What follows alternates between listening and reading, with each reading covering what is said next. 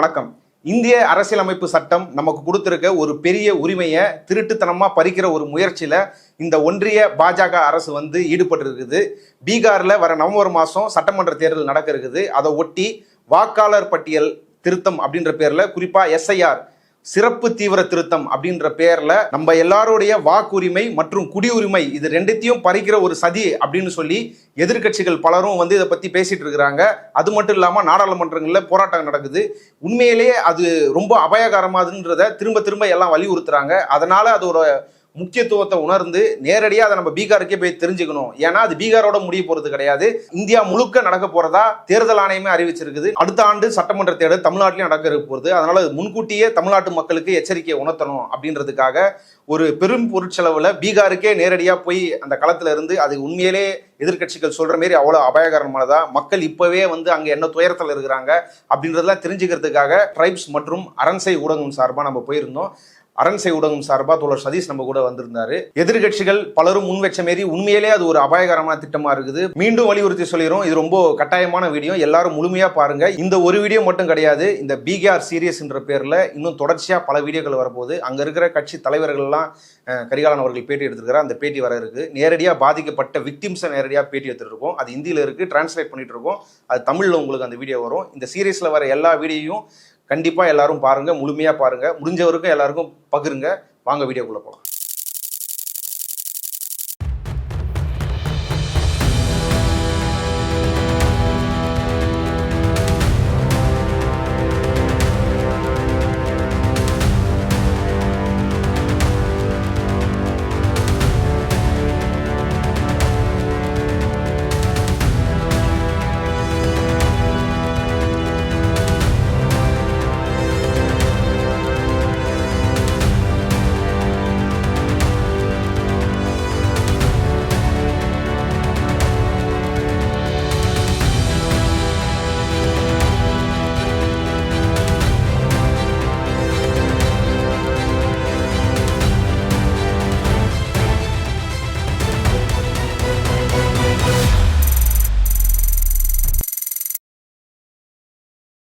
வணக்கம். வணக்கம் அரவிந்த்.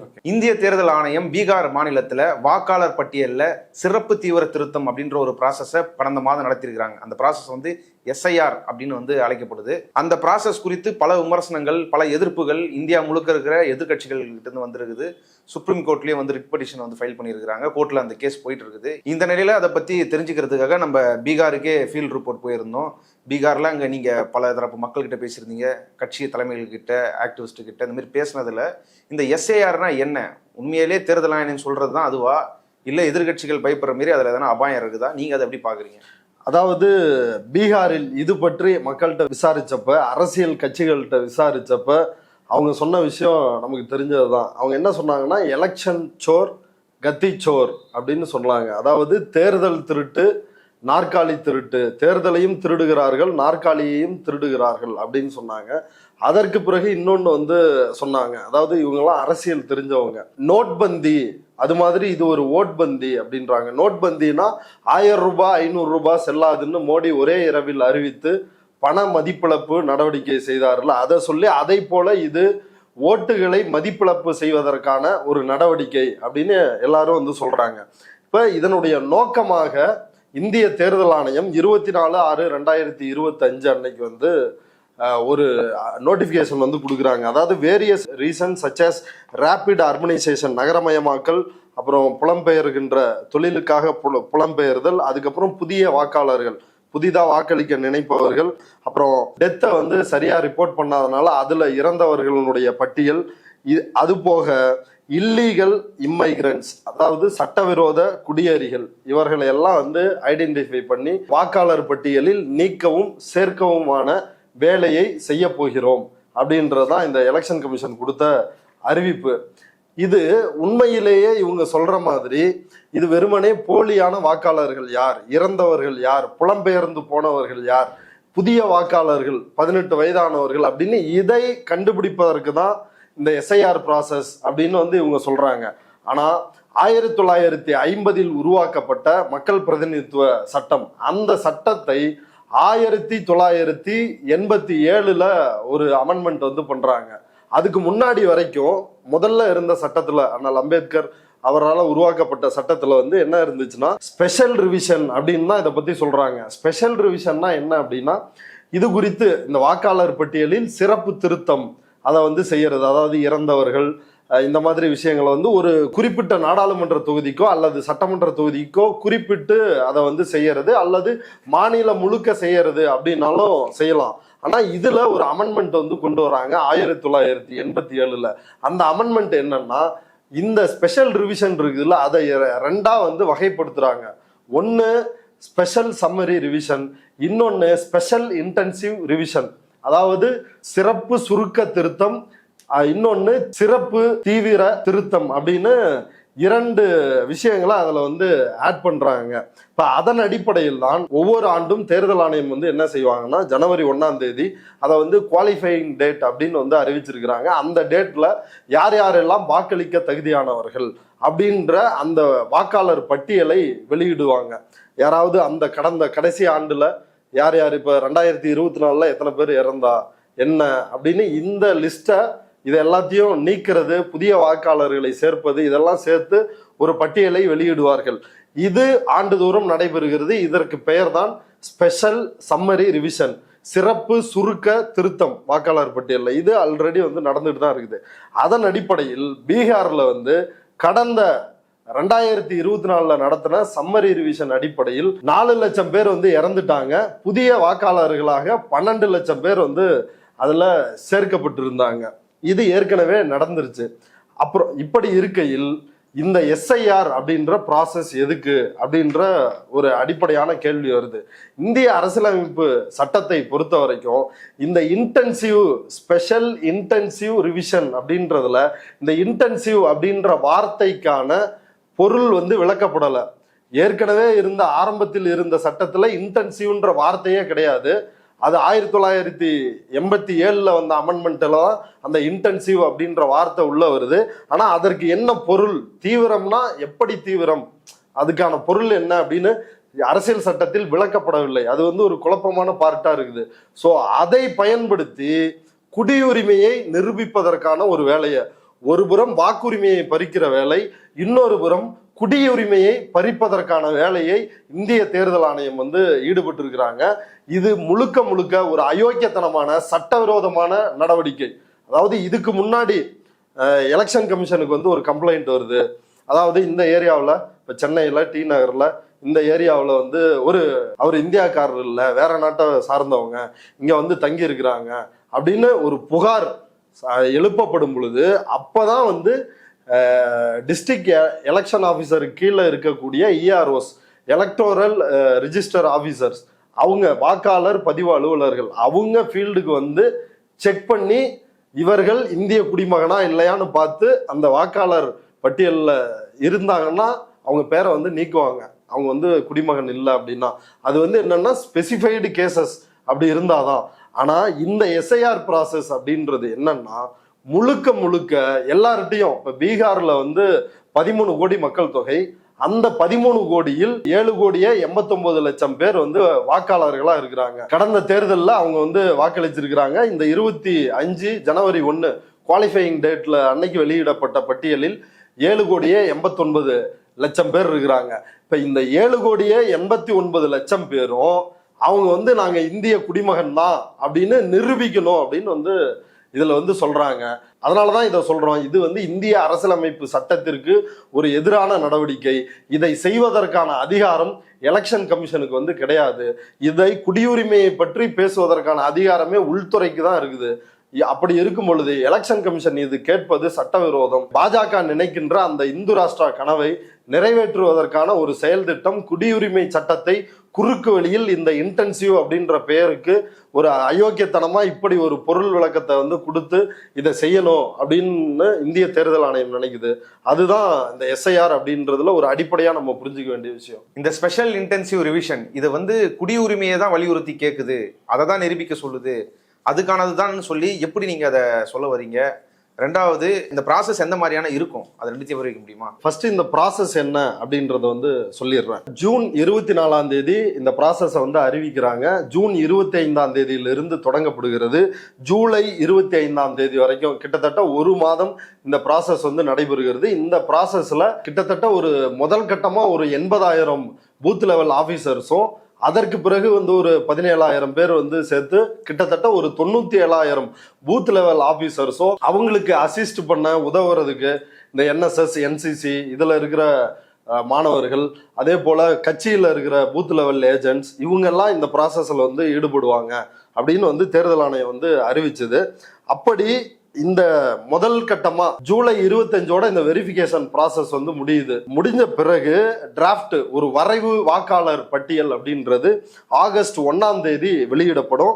அதற்கு பிறகு இதுல என் பேர் வந்து நீக்கப்பட்டுருச்சு, நான் ஃபார்ம் ஃபில்அப் பண்ணி கொடுத்தேன் வரல, என்கிட்ட ஆதாரங்கள் இருக்குது, இப்படியான விஷயங்கள் வந்து இருக்கிறப்ப அந்த பிரச்சனைகளை தீர்த்து கொள்வதற்காக வாக்காளர் பதிவு அலுவலர், அதாவது ERO, அப்படியும் இல்லைன்னா DEO, இப்ப இவர்களிடம் வந்து முறையிட்டு அந்த பிரச்சனையை வந்து சரி பண்ணலாம். அதுலயும் வந்து பேர் வந்து இடம்பெறல, மீண்டும் வந்து நீக்கப்பட்டுருச்சு, பழைய நிலைமையை தான் தொடருது. செப்டம்பர் 30ஆம் தேதி இறுதி வாக்காளர் பட்டியல் வந்து வெளியிடப்படும். அது முழுமையா இறுதி செய்யப்பட்ட ரிப்போர்ட். அதுலயும் பெயர்கள் வந்து சேர்க்கப்படவில்லை, உங்கள் பெயர் இடம்பெறவில்லை என்றால் உங்களினுடைய வாக்குரிமை பறிக்கப்படும். ஏன்னா இதுல கேட்கிற டாக்குமெண்ட்ஸ் 11 டாக்குமெண்ட்ஸ் அப்படின்றது பலராலையும் கொடுக்க முடியாத டாக்குமெண்ட்ஸ். இதுதான் பீகார்ல ஒரு மிகப்பெரிய பிரச்சனையா இன்னைக்கு வந்து மாறி இருக்குது. ஒரு அதிகாரமற்ற குடிமக்களா, ஆமா, அவர்கள் அதிகாரமற்ற ஒரு குடிமக்களாக மாற்றப்படக்கூடிய ஒரு ஆபத்து இதுல வந்து முழுக்க வந்து நிறைஞ்சிருக்குது. அதுதான், இது வெறும் ஆபத்து இல்ல, அதான் நடக்க போகுது. இந்த SIR ப்ராசஸ் அப்படின்றது ஒன்றும் முதல் முறையா நடக்கல, ஏற்கனவே இது சில முறை வந்து நடந்திருக்குது. பீகார்லயே 2003ல இந்த SIR ப்ராசஸ் வந்து நடந்திருக்குது. அன்னைக்கு லல்லு பிரசாத் அவருடைய மனைவி ராப்ரி தேவி அவங்க தான் வந்து அன்றைக்கு முதலமைச்சராக இருந்தாங்க. அவங்க பீரியட்ல தான் இந்த SIR ப்ராசஸ் வந்து நடத்தினாங்க. ஆனா அந்த SIRக்கும் இந்த SIRக்கும் மிகப்பெரிய வந்து வேறுபாடு இருக்குது. அந்த SIR வந்து ஒரு குற்றச்சாட்டாவே மாறல, அது ஒரு பிரச்சனையாவே மாறல, அதை யாரும் வந்து எதிர்க்கல. ஆனா இந்த SIR-ஐ எல்லோரும் எதிர்க்கிறார்கள். அதற்கு அடிப்படையான காரணம் இருக்குது. ஏன்னா அந்த SIR-ல வந்து நீங்க ஏதாவது ஒரு ப்ரூஃப், உங்கள்கிட்ட ரேஷன் கார்டு இருந்தா ரேஷன் கார்டு வந்து கொடுக்கலாம், இல்ல அப்படின்னா எந்த சர்டிஃபிகேட்டுமே இல்லைன்னா லோக்கல் அத்தாரிட்டி இருப்பான்ல, அவங்கள்ட்ட போய் நான் இங்க தான் வசிக்கிறேன், VOTயோ இல்ல யார்கிட்டயோ வந்து ஒரு அட்டஸ்டேஷன் வந்து வாங்கிட்டு வந்துட்டாங்கன்னா அதுவே செல்லுமானது. புதுசா சேர்க்கணும்னாலும் அதுவே செல்லுமானது. ஏற்கனவே இருக்கிறவங்க வந்து நான் வாக்காளர் தான் அப்படின்னு நிரூபிப்பதற்கும் இது வந்து போதுமானதா இருந்தது. அதனால அந்த ப்ராசஸ் ரொம்ப எளிமையா இருந்துச்சு. அது முழுக்க முழுக்க மேனுவல்ல இருந்துச்சு. அந்த முழுக்க மேனுவல், டோர் டு டோர் வந்து போய் இந்த பூத் லெவல் ஆபீசர்ஸ் வந்து ஃபார்மை கொடுத்து ஃபில் பண்ணி அவங்கள்ட்ட என்ன ஆதாரம் இருக்குதோ அவங்கள்ட்ட விசாரிச்சு என்ன ஆதாரம் இருக்குதோ அதுல ஏதோ ஒண்ணு வந்து அட்டாச் பண்ணி அப்படி அந்த SIR ப்ராசஸ் வந்து நடந்துச்சு. அது வந்து ப்ரீ பிரிண்டட் ஃபார்ம் கிடையாது. ஆனா இப்ப பீகாரில் நடக்கின்ற SIR ப்ராசஸ் மூலமா வழங்கப்படுகின்ற ஃபார்ம்ன்றது ப்ரீ பிரிண்டட் ஃபார்ம். அதாவது மேல எபிக் நம்பர்னு சொல்லப்படுகின்ற வாக்காளர் அடையாள அட்டையில் இடம்பெற்றுள்ள எண் அதுவும் குறிப்பிட்டிருப்பாங்க, பெயரு, அட்ரஸ், இது எல்லாத்தையும் குறிப்பிட்டிருப்பாங்க. அதே போல இந்த முதல் போட்டோ வந்து தேர்தல் ஆணைய வாக்காளர் அடையாள அட்டையில் என்ன போட்டோ நம்ம கொடுத்து இருக்குதோ அந்த போட்டோ பிரிண்ட் ஆகி வரும். அதுக்கு பக்கத்துல இருக்கிற இந்த பாக்ஸ்ல நம்மளோட இப்போதைய போட்டோவை ஒட்டி, இதுக்கடுத்து date of birth, Aadhaar number, அதெல்லாம் ஆப்ஷனல் தான். ஆதார் நம்பரு இந்த டீட்டெயில் ஆட் பண்ணும். அதற்கு பிறகு அப்பா, அம்மா, கணவனோ மனைவியோ அவங்களோட பெயரு, அவங்களோட எபிக் நம்பர், அதாவது வாக்காளர் அடையாள அட்டையில் இருக்கின்ற அந்த நம்பர், இதை வந்து ஃபில் பண்ணணும். ஃபில் பண்ணிட்டு இதில் அட்டாச் பண்ண வேண்டிய டாக்குமெண்ட், அதுதான் மிக மிக யாராலையுமே முடியாத டாக்குமெண்ட். என்னென்ன டாக்குமெண்ட் அப்படின்னா 3 கேட்டகரியா இதை வந்து பிரிச்சிருக்கிறாங்க. 1/7/1987 அதுக்கு முன்னாடி பிறந்தவங்க வந்து அவங்களுடைய birth certificate, place of birth, இது எல்லாத்தையும் கொடுக்கணும்.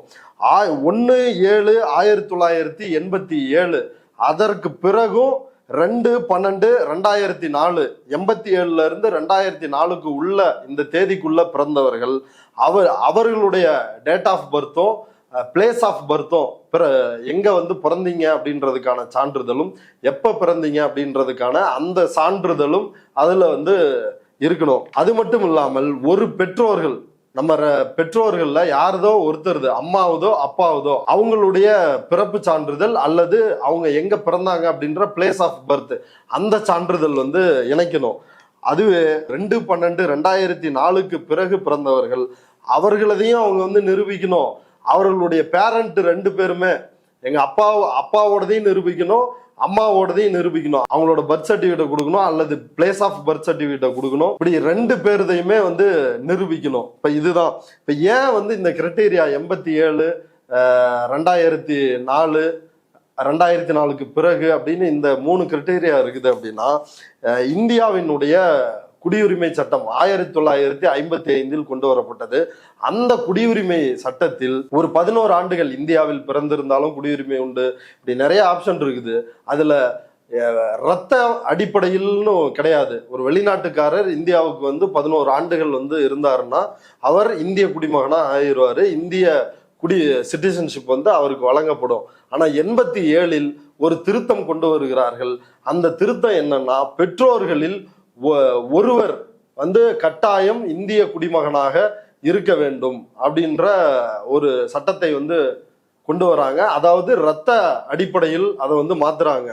இப்ப நான் இருக்கிறேன் அப்படின்னா வெளிநாட்டுல இருந்து இங்க வந்து 11 வருஷம் இருந்திருந்தா பத்தாது, என்னோட அப்பா வந்து இந்தியரா இருந்திருக்கணும். அப்படி 87 இருந்து 2004 வரைக்கும் இது வந்து காங்கிரஸ் கொண்டு வந்த திருத்தம்.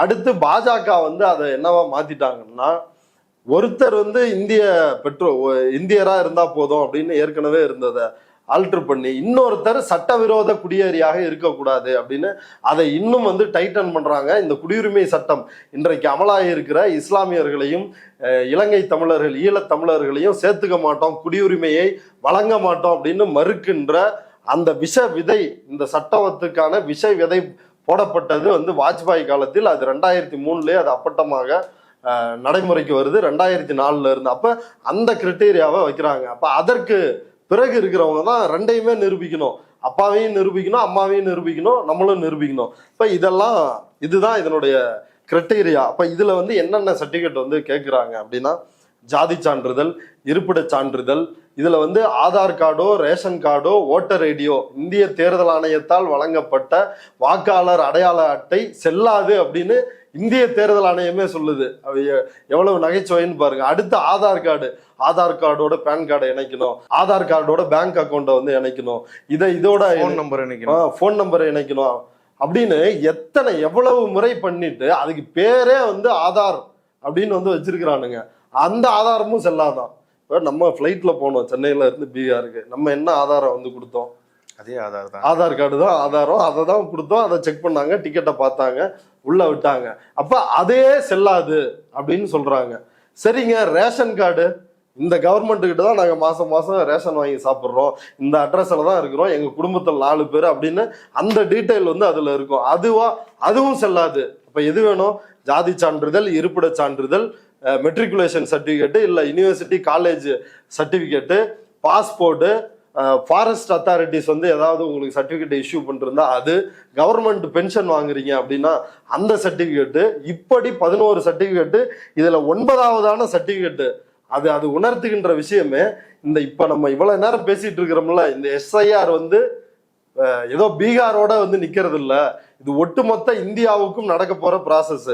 இதுல 9ஆவதா அவங்க கேட்கிற இன்னொன்னு என்ன அப்படின்னா, நேஷனல் ரெஜிஸ்ட்ரேஷன் ஆஃப் சிட்டிசன்ஷிப், அதாவது தேசிய குடிமக்கள் பதிவேடு அப்படின்ற அந்த சர்டிபிகேட் இருந்தா அதையும் வந்து வழங்குங்க அப்படின்னு இப்படி 11 சர்டிபிகேட் வந்து சொல்லிருக்கிறாங்க. என்ன நிரூபிக்கணும்? டேட் ஆஃப் பர்த்தையும் நிரூபிக்கணும், பிளேஸ் ஆஃப் பர்த்தையும் வந்து நிரூபிக்கணும் அப்படின்றது இதுல வந்து இருக்குது. இதுல அடிப்படையில இன்னொரு முக்கியமான பிரச்சனை என்னன்னா, இந்த 11 டாக்குமெண்டில் 5 டாக்குமெண்ட்ல வந்து place of birth, date of birth அப்படின்ற விஷயம் வந்து இல்ல. அப்ப இவங்க வந்து இந்த 11ல 1 கொடுத்தா மட்டும் போதாது, இதுக்கு சப்போர்ட் பண்ற மாதிரி இன்னொரு டாக்குமெண்ட்டையும் வந்து கொடுக்கணும். இப்ப எந்தெந்த இந்த 11 டாக்குமெண்ட்ல வந்து இல்லாம இருக்குன்னா, ஜாதி சான்றிதழ், அப்புறம் ஃபாரஸ்டால கொடுக்கப்படுற சர்டிபிகேட்டு, ஃபாரஸ்ட் ரைட்ஸ் சர்டிபிகேட்டு, அப்புறம் நிரந்தர நான் இங்கே தான் இருக்கிறேன் அப்படின்றதுக்கான அந்த பர்மனன்ட் ரெசிடென்ஸ் சர்டிஃபிகேட்டு இப்படி உள்ளிட்ட இந்த 11ல் 5 டாக்குமெண்ட்டில் வந்து பிளேஸ் ஆஃப் பர்த்தோ டேட் ஆஃப் பர்த்தோ அதில் வந்து கிடையாது.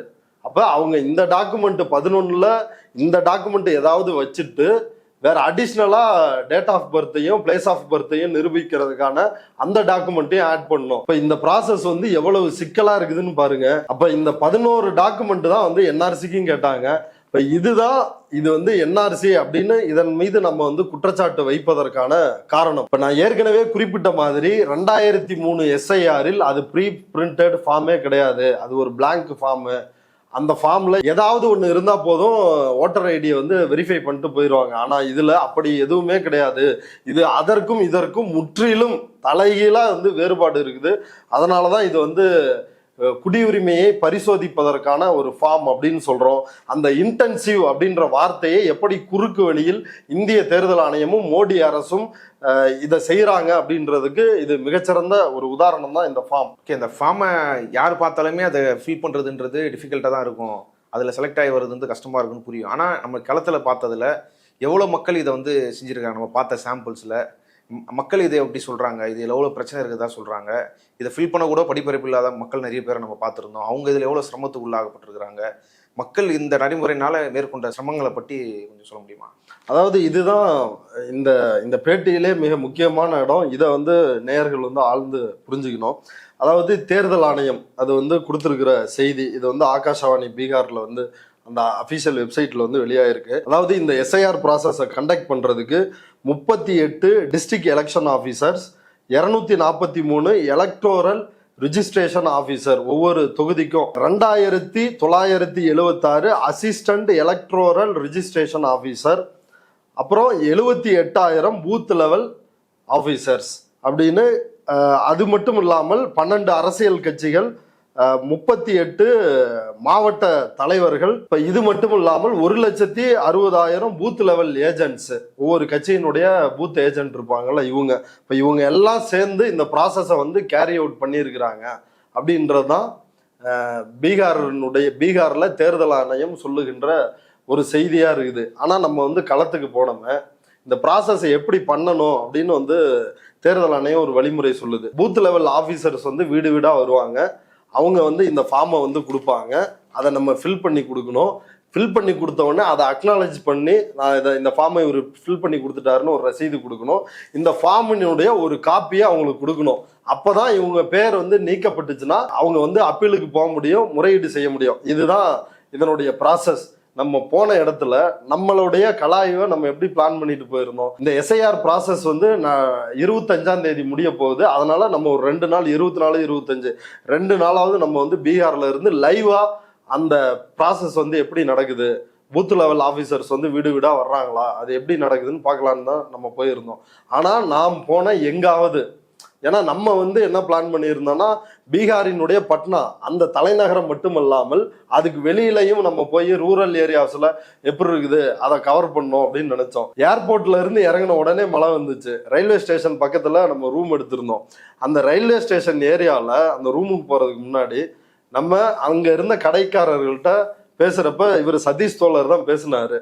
அவர் பேசி நமக்கு சொன்னாதான் நமக்கு புரியலாம், ஹிந்தி புரியாது. इलेक्शन कमीशन ने बोल रहा है ये डॉक्यूमेंट हमारे इतना जरूरत नहीं है, हमारे को जरूरत है तो जन्म पत्र हो गया, पासपोर्ट हो गया और ये जो लैंड सर्टिफिकेट हो गया ये मांग रहे हैं, अगर आपके पास अभी है नहीं. அவர் எத்தனை பேர்கிட்ட கேட்டாரு, யாருக்காவது எஸ்ஐஆர்னா என்னன்னு தெரிஞ்சுதா, இல்ல பொதுவா உங்கள்கிட்ட யாராவது அதிகாரி வந்து வீட்டுல ஃபார்ம் கொடுத்தாங்களா, உங்கள்கிட்ட இந்த ஃபார்ம் வந்து ஃபில்அப் பண்ணி வாங்கினாங்களா, நிறைய டாக்குமெண்ட் எல்லாம் அதில் அட்டாச் பண்ணீங்களா, பாஸ்போர்ட் சைஸ் போட்டோ அதில் ஒட்டினீங்களா அப்படின்னு கேட்டா இந்த ப்ராசஸ் பத்தி பீகார் ரயில்வே ஸ்டேஷன் அந்த பகுதி தலைநகரத்திலேயே மெயின் ஏரியாவிலே அதை பத்தி தெரியல யாருக்குமே. அதாவது ஆட்டோ ஓட்டுநர்கள், நடைபாதை வியாபாரிகள், ப்ராப்பரான நடைபாதைகள் இல்லாம சின்ன சின்ன ஷாப்ஸ் இதுல வந்து இருக்கிறவங்க, இப்படி இவர்களிடம் போய் கேட்டா இதை பத்தி அவங்களுக்கு ஒண்ணுமே தெரியல. பல பேருக்கு ஒண்ணுமே தெரியல. ஒரு சிலர் வந்து ஆமா கொடுத்தாங்க அப்படின்னாங்க. ஆனா அதுல மேக்சிமம் வந்து இது தெரியல அப்படின்னு தான் பலரும் சொன்னாங்க.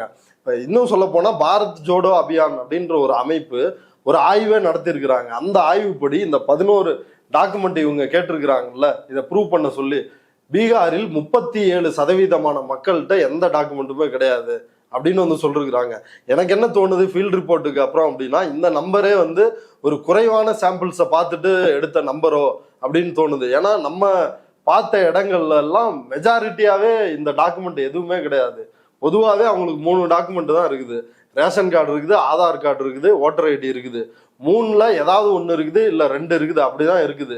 இது போக எது வச்சிருக்கிறாங்கன்னா மன்ரேகா 100 நாள் வேலை திட்டம், அதுக்கான அடையாள அட்டை, இதுதான் அவங்கள்ட்ட இருக்கிற ஆவணங்கள். இப்ப வேற எந்த ஆவணமுமே அவங்கள்ட்ட இல்லைன்றதான் ஒரு யதார்த்தம். சரி, ஆவணங்கள் இல்லாத 2வது பிரச்சனை தெரிஞ்சிருக்கணும்ல. ஒரு மெயின் ஏரியாவிலே அது பற்றி எந்த விழிப்புணர்வும் இல்லை. இப்ப அடுத்து நம்ம போயிருந்தது ஒரு மழைக்காலமா வேற போயிருச்சு. ஆனா நம்ம ரூரலுக்கு போலான்னு பிளான் பண்ணோம். அது எதனால வந்து போக முடியல அப்படின்னா, ஒரு 7-8 கிலோமீட்டருக்கு ஒரு 1.5 மணி நேரம் இருக்குமா, ஒரு 7-8 கிலோமீட்டர் வந்து பீகாருக்குள்ள, அதுவும் பட்னாவில் வந்து டிராவல் பண்ணாலே ஒரு 1.5 மணி நேரம் அப்படின்ற அவ்வளவு டைம்னால நம்மளால வெளியில கவர் பண்ண முடியல. பீகாருக்கு பட்னாவுக்கு உள்ள மட்டும்தான் நம்ம வந்து கவர் பண்ணோம். குறிப்பா அந்த புல்வாரி ஷரீஃப் அப்படின்ற ஏரியா, இந்து பகுதிக்கும் போயிருந்தோம், இஸ்லாமியர்கள் வசிக்கின்ற பகுதிக்கும் வந்து போயிருந்தோம். அங்க பெரும்பாலும் ஓபிசி, பிசி, எம்பிசி இந்த மக்கள் தான் வந்து, இந்த இந்துக்கள் வாழ்ற எஸ்சி எஸ்டி மக்கள், இவங்க தான் அதிக அளவு அந்த பகுதியில் வகிச்சுட்டு இருந்தாங்க. யாருக்கிட்டையுமே வந்து இந்த 3 டாக்குமெண்ட்டை தவிர வேற எந்த டாக்குமெண்ட்டுமே இல்லை. அவங்க வந்து ஒரு யாதவ் அவரை வந்து மீட் பண்ணோமே, அவர் வந்து என்ன சொன்னார்னா, அதுதான் எனக்கு மிகப்பெரிய அதிர்ச்சியா இருந்துச்சு. ஏங்க, இந்த ஃபார்மை வந்து ஃபில் பண்ணணும்னு சொல்லிட்டாங்க, இதுல வந்து இத்தனை சர்டிஃபிகேட் கேட்குறாங்க, இதுக்கு ஜெராக்ஸ் எடுக்கணும், போட்டோ எடுக்கணும், கடைக்கு போனா வந்து 50 ரூபா இந்த ஜெராக்ஸுக்கே செலவாகுது, போட்டோ எடுக்கிறதுக்கு வந்து தனியா செலவாகுது, ஒரு நாளைக்கு 200-300 ரூபா சம்பாதிக்கிறதே மிகப்பெரிய கஷ்டமா இருக்குது. இதெல்லாம், அதாவது இந்த டாக்குமெண்ட் எல்லாம் இருந்தாலே இதை வந்து பண்றது எங்களுக்கு அவ்வளவு கஷ்டம். ஒரு 50 ரூபா அப்படின்றது எவ்வளவு பெரிய கஷ்டம் அப்படின்றது பீகார் மக்களை பார்த்தால்தான் தெரியும். ஏன்னா பீகார் மிக மிக பின்தங்கி இருக்குது வளர்ச்சியில. தமிழ்நாட்டில் ஒரு தனிநபரினுடைய ஆண்டு வருமானம் எவ்வளவு அப்படின்னா, இப்ப லேட்டஸ்டா வந்த ரிப்போர்ட், இந்தியாவிலேயே தமிழ்நாடு 2வது இடத்துல இருக்குது. 1,96,000 ரூபாய் வந்து ஆவரேஜா தமிழ்நாட்டினுடைய தனிநபர் வருமானம் ஒவ்வொருத்தரும் வந்து சம்பாதிக்கிறாங்க அப்படின்னு வந்து சொல்றாங்க. ஆனா பீகார்ல எவ்வளவுன்னா 32,000 ரூபாய் தனிநபர் வருமானம், அவ்வளவுதான். பீகார்ல ஏற்கனவே குறிப்பிட்ட மாதிரி 13 கோடி மக்கள் இருக்கிறாங்க. அந்த 13 கோடியில் 7.89 லட்சம், கிட்டத்தட்ட ஒரு 8 கோடி பேர் வந்து வாக்காளர்களா இருக்கிறாங்க. அதில் வந்து 3 கோடி பேர் வந்து பீகாரை விட்டு வெளியில் புலம்பெயர்ந்து வாழ்றாங்க. புலம்பெயர் தொழிலாளர்களாக இந்தியா முழுக்க வந்து வேலை செய்யறாங்க. இது பீகார்ல. உத்தரப்பிரதேசத்துல அது இன்னும் அதிகம். உத்தரப்பிரதேசம் 25 கோடி மக்கள் தொகையில 8.5 கோடி மக்கள் உத்தரப்பிரதேசத்திற்கு வெளியில் மற்ற மாநிலங்களில் இடம்பெயர்ந்து உள்நாட்டில் அகதிகளைப் போல வாழ்கிறார்கள். அதாவது டபுள் என்ஜின் சர்க்கார், ஒன்றியத்திலும் பாஜக அரசு, மாநிலத்திலும் பாஜக ஆட்சி அல்லது பாஜக கூட்டணி ஆட்சி இருந்தால்தான் வளர்ச்சி நடக்கும் அப்படின்னு சொல்றாங்க. அந்த வளர்ச்சியினுடைய யோகிதை என்ன அப்படின்னு பீகாரை பார்க்கும் பொழுது, அதாவது சுருக்கமா சொல்லணும்னா அவ்வளவு கடுமையா உழைக்கிறாங்க. ஒரு யானைக்கு எப்படி தன்னுடைய பலம் தெரியாமல் அதை கோயிலுக்கு வெளியே வந்து பிச்சை எடுக்க வைக்கிறாங்களோ, அதை போல அந்த மக்களினுடைய பலம் என்ன அப்படின்னு அவங்களுக்கே வந்து தெரியாம இருக்குது. 24 மணி நேரமும் வந்து கடுமையாக உழைக்கிற அப்படி ஒரு நிலைமையில தான் இருக்கிறாங்க. இப்ப இவ்வளவு மக்கள் வந்து வெறும் 3 கோடி அப்படின்றது ஒன்றிய அரசு கொடுத்த தரவுகள், அதன் அடிப்படையில தான் இந்த 3 கோடி அப்படின்னு சொல்றோம், வெறுமனே சொல்லல. ஆனா இன்னும் அரசியல் செயல்பாட்டாளர்கள், கட்சியினர், சிபிஐஎம்எல் லிபரேஷன் அந்த பார்ட்டியினுடைய சட்டமன்ற குழு தலைவர், அவங்களுக்கு வந்து 12 எம்எல்ஏ இருக்கிறாங்க. அவங்க தான் இதை கவர் பண்றதுக்கு நமக்கு வந்து ஹெல்ப்ஃபுல்லா இருந்தாங்க. மெஹபூப் ஆலம் அப்படின்ற எம்எல்ஏ, அவர் வந்து சொல்றாரு 4 கோடி பேர் இருப்பாங்க அரௌண்டு, இந்த கணக்கீடுகளில் வராமல் இன்னும் 1 கோடி பேர் இருப்பாங்கன்றாங்க. அதாவது இவர்கள் எல்லோரும் 15 வயதிற்கு மேற்பட்டவர்கள். இந்த விஷயம் இவங்களுக்கு எல்லாம் தெரியவே இல்லை. அப்புறம் பீகாரினுடைய நிலைமையை புரிந்து கொள்வதற்கு இன்னொரு தரவுகள் வந்து சொன்னாங்க. குறிப்பா லிபரேஷன் பார்ட்டியினுடைய ஸ்டேட் செக்ரட்டரி வந்து நம்மள்கிட்ட வந்து டிஸ்கஸ் பண்ணார். அவர் சொன்னதுதான் இன்னும் நமக்கு வந்து அதிர்ச்சியா இருந்துச்சு. தோழர் குணால் அவர் சொன்னது என்னன்னா, பீகாரை பொறுத்த வரைக்கும் 3இல் 13 கோடி பேர் இருக்காங்களா, அதுல 3இல் 1 பங்கு குடும்பத்தினர் மாதம் 6,000 ரூபாய் சம்பாதிப்பது அவங்களுக்கு மிகப்பெரிய கஷ்டம். குடும்பமா சேர்ந்து 3-4 பேர் சேர்ந்து மாதம் 6,000 ரூபாய் சம்பாதிக்கிறது கஷ்டம் அப்படின்னா யோசிச்சு பாருங்க பீகாரினுடைய நிலை என்னவாக இருக்கும் அப்படின்னு. அதே போல மூணில் 2 பங்கு குடும்பத்தினுடைய மாத வருமானம் வந்து வெறும் 10,000 ரூபாய் தான். அப்போ ஒரு நாளைக்கு இப்போ இங்கெல்லாம் வந்து மேஸ்திரி வேலை அப்படின்னா அதுக்கு ஒரு சம்பளம் இருக்குது. அங்கே வந்து மேஸ்திரி வேலைக்கே சம்பளம் வந்து 400 ரூபா, அதிகபட்சம் 500 ரூபா, அவ்வளோதான் மேஸ்திரி வேலைக்கு சம்பளம். அப்போ அவங்களுக்கு கீழே வேலை செய்கிற சித்தாள் மற்றவங்களுக்குலாம் எவ்வளோ சம்பளம்னு யோசிச்சு பார்த்தாலே புரியும். இப்போ இதுதான் பீகாரினுடைய நிலைமை. கல்வி அறிவு இதில் எல்லாத்துலேயுமே பின்தங்கி இருக்கிற மாநிலம், ஆனால் கடும் உழைப்பாளிகள் நிறைந்த ஒரு மாநிலம். இந்தியா முழுக்க எல்லா இடங்கள்லையும் போய் உழைக்கிற மக்களாக இருக்கிறவங்க இவங்க தான். ஆனால் இவர்களை பற்றி இந்த சீமானி போன்ற சில அயோக்கியர்கள் வந்து பான்பராக் போட்டு துப்புறாங்க, நாகரிகம் தெரில அப்படின்னு இவர்களுடைய உழைப்பை சுரண்டி கொளுத்துட்டு அவர்கள் மீது அபாண்டமாக குற்றம் சாட்டுகின்ற இனவெறியர்களும் இருக்கத்தான் செய்கிறாங்க. இப்போ இதில் இருந்து தான் நம்ம பார்க்க வேண்டியது இருக்குது. கல்வி அறிவிலையும் பின்தங்கி இருக்கிறாங்க. இந்த இஷ்யூ என்னன்னே வந்து பலருக்கும் வந்து தெரியாமல் இருக்குது. அதாவது முதல் 10 நாள் மட்டும்தான் இந்த ஃபார்மை எடுத்துக்கிட்டு, அதாவது இந்த எனுமரேஷன் ஃபார்ம் என்கின்ற ப்ரீ பிரிண்டட் கணக்கெடுப்பு படிவத்தை கொண்டு வந்து ஒரு முதல் 10 நாள் வந்து சில பகுதிகளில் வந்து போயிருக்கிறாங்க. போய் மக்கள்கிட்ட இதை காட்டி டோர் டு டோர் போகலை. அந்தந்த ஏரியாவில் ஒரு அங்கன்வாடி, ஒரு சத்துணவு மையம் இருக்குது, அந்த மாதிரி இருக்குன்னா அங்கே வர சொல்கிறது. அப்படிதான் அந்த ப்ராசஸ் வந்து நடந்திருக்குது. அங்கே வந்து பிஎல்ஓ ஆஃபீஸர் போகிறது, அங்கே ஃபில் பண்ணுறது. அப்போ இதில் கேட்டிருக்கிற இந்த 11 டாக்குமெண்ட், இந்த பிரச்சனை வந்து இதை மக்கள் வந்து கேள்வி எழுப்ப ஆரம்பிக்கிறாங்க. என்ன இவ்வளோ டாக்குமெண்ட்டை கேட்குறீங்க, இதெல்லாம் எங்கள்கிட்ட இல்லை, எங்கள்கிட்ட ration card, Aadhaar card, voter ID மட்டும்தான் இருக்குது அப்படின்னு மக்கள் கேள்வி எழுப்பிய பிறகு மக்கள் எழுப்புகின்ற கேள்விக்கு இவங்களால பதில் சொல்ல முடியல. பிஎல்ஓ ஆஃபீஸர்ஸுக்கே வந்து ஒரு பயங்கரமான அச்சம், ஏதாவது வந்து பண்ணிடுவாங்களா அப்படின்னு. அப்போ அதற்கு பிறகு வந்து மக்களை இவர்கள் வந்து சந்திக்கிறத நிறுத்திட்டு முனிசிபாலிட்டி மூலமாக, முனிசிபாலிட்டியில் வேலை செய்கின்ற தூய்மை பணியாளர்கள், இந்த மாதிரி இல்லை அந்த ஏரியாவை சார்ந்த பூத் ஏஜென்ட்ஸு, இப்போ இவர்கள் மூலமாக யாராவது விவரம் கேட்டாங்கன்னா இந்த ஃபார்மை வந்து கொடுக்கறது. இது வந்து ப்ரீ பிரிண்டட் ஃபார்ம் கிடையாது. இது வந்து எல்லாத்தையும் நம்ம தான் கையால் எழுதி ஃபில் பண்ணணும். ப்ரீ பிரிண்டட் ஃபார்மில் வந்து ஏற்கனவே வந்து ஃபோட்டோ இருக்கும், ஒன் சைடு வந்து ஃபோட்டோ இருக்கும், இன்னொரு ஃபோட்டோ நம்ம வந்து ஒட்டணும். இப்படி அந்த ஃபார்மில் எதுவுமே கிடையாது. ஆனால் மற்ற டீட்டெயில்ஸ் எல்லாமே இந்த ஃபார்மில் அதே தான். இந்த எனுமரேஷன் ஃபார்மில் என்ன இருக்குதோ அதே தான் முனிசிபாலிட்டியால் கொடுக்கப்படுகின்ற இந்த ஃபார்ம்லேயும் வந்து இருக்குது. இப்போ இதில் பியூட்டியே என்ன அப்படின்னா, இதை வந்து நம்ம எழுதி இவங்க கொடுத்துட்டா அவங்களே இதை ஃபில் பண்ணிக்குவாங்களாம். இப்போ சதீஷ் தோழர் வந்து நம்ம முன்னாடி தான் ஒரு பிஎல்ஓவுக்கு வந்து ஃபோன் பண்ணி பேசினாரு. இப்படி வந்து இன்னும் நான் ஃபார்ம் ஃபில்அப் பண்ணல அப்படின்னு அங்கே பாதிக்கப்பட்டவர் மாதிரி அப்படி வந்து பேசினாரு. பேசும்பொழுது அவங்க சொன்னது என்ன, நீங்கள் அந்த ஃபார்மை நேரிலலாம் வந்து கொடுக்க தேவையில்லை, நீங்கள் வாட்ஸ்அப்லேயே அனுப்பிச்சி வச்சுருங்க, நீங்கள் எழுதி வாட்ஸ்அப்பில் அனுப்பிச்சி வச்சுருங்க, நாங்கள் ஃபில் பண்ணிக்கிறோம். அதுக்கு அட்டாச்மெண்ட்டு, அதாவது எந்த அட்டாச்மெண்ட்டுமே தேவையில்லை, எந்த டாக்குமெண்ட்டும், இந்த 11 டாக்குமெண்ட்டில் எந்த டாக்குமெண்ட்டுமே தேவையில்லை, நீங்கள் அனுப்பி மட்டும் வைங்க, நாங்களே வந்து ஃபில் பண்ணிக்கிறோம். அதாவது நாங்களே ஃபில் பண்ணிக்கிறோன்னா என்ன, கையெழுத்து உட்பட, நம்ம கையெழுத்து உட்பட எல்லாத்தையும் இவங்களே போடுவாங்க. இது வந்து தேர்தல் ஆணையம் சொன்ன ப்ரொசீஜருக்கே எதிரான ஒரு வேலை. இல்லை, எந்த ப்ரொசீஜர்ல நம்ம சைன் இன்னொருத்தர் போட முடியாது, அதுக்கு போடவே முடியாது. இந்த ஃபார்ம் கொடுத்ததும் வந்து அதையும் வந்து செய்யல, இதை வாட்ஸ்அப் வழியா வந்து அனுப்புங்கன்றீங்க. இப்போ அக்னாலஜ்மெண்ட் எப்படி வந்து கொடுப்பீங்க, வாட்ஸ்அப் வழியா அனுப்புனா? அப்போ முழுக்க முழுக்க இப்படி அயோக்கியத்தனமாக தான் இருக்குது. இப்போ நம்ம போன பகுதிகளில் மக்கள் வந்து அவங்க இதை பற்றி கேள்விப்பட்டவங்க எல்லாரும் இந்த முனிசிபாலிட்டி ஃபார்மை வாங்கி அவங்கள்ட்ட இருக்கிற Aadhaar card, ration card, voter ID அதை மட்டும் ஜெராக்ஸ் எடுத்து அட்டாச் பண்ணி இந்த ஃபார்மை கொடுத்துருக்குறாங்க. இது அப்படி கொடுத்தவங்கள்ட்டே அதையும் வாங்கியிருக்கிறாங்க. இதில் 11 டாக்குமெண்ட்ல ஏதாவது இருந்தால் தான் நாங்கள் அட்டாச் பண்ணுன்னு சொல்கிறாங்க இல்லையா, அப்படி இல்லாமையும் வந்து பல பேர் வந்து வாங்கியிருக்கிறாங்க. இப்படி இன்னும் சில ஏரியாக்களில் வந்து என்ன நடந்திருக்குது, இந்த பூத் லெவல் ஆஃபீஸர்ஸ் வந்து ஃபீல்டுக்கே போகாமல் அவங்களே ஃபார்மை வந்து ஃபில் பண்ணி கையெழுத்து போட்ட அந்த சம்பவங்களும் நடந்துச்சு. அதை கையுங்களவுமாக நேரடியாக போய் வீடியோ எடுத்தார் அஜித் அஞ்சும் அப்படின்ற பீகார் பத்திரிகையாளர். அம்பலப்படுத்தினதோட மட்டும் இல்லாமல் முனிசிபாலிட்டி வந்து பாருங்க, இந்த ஃபார்ம் தான் கொடுக்கணும், ஆனால் இந்த ஃபார்மை கொடுத்து ஏமாத்துறாங்க, யாருமே ஃபீல்டுக்கு வர்றதில்ல, இந்த ஃபார்மை கொடுக்குறாங்க அப்படின்னு சொல்லி இதையும் அவர் தான் வந்து அம்பலப்படுத்துறாரு.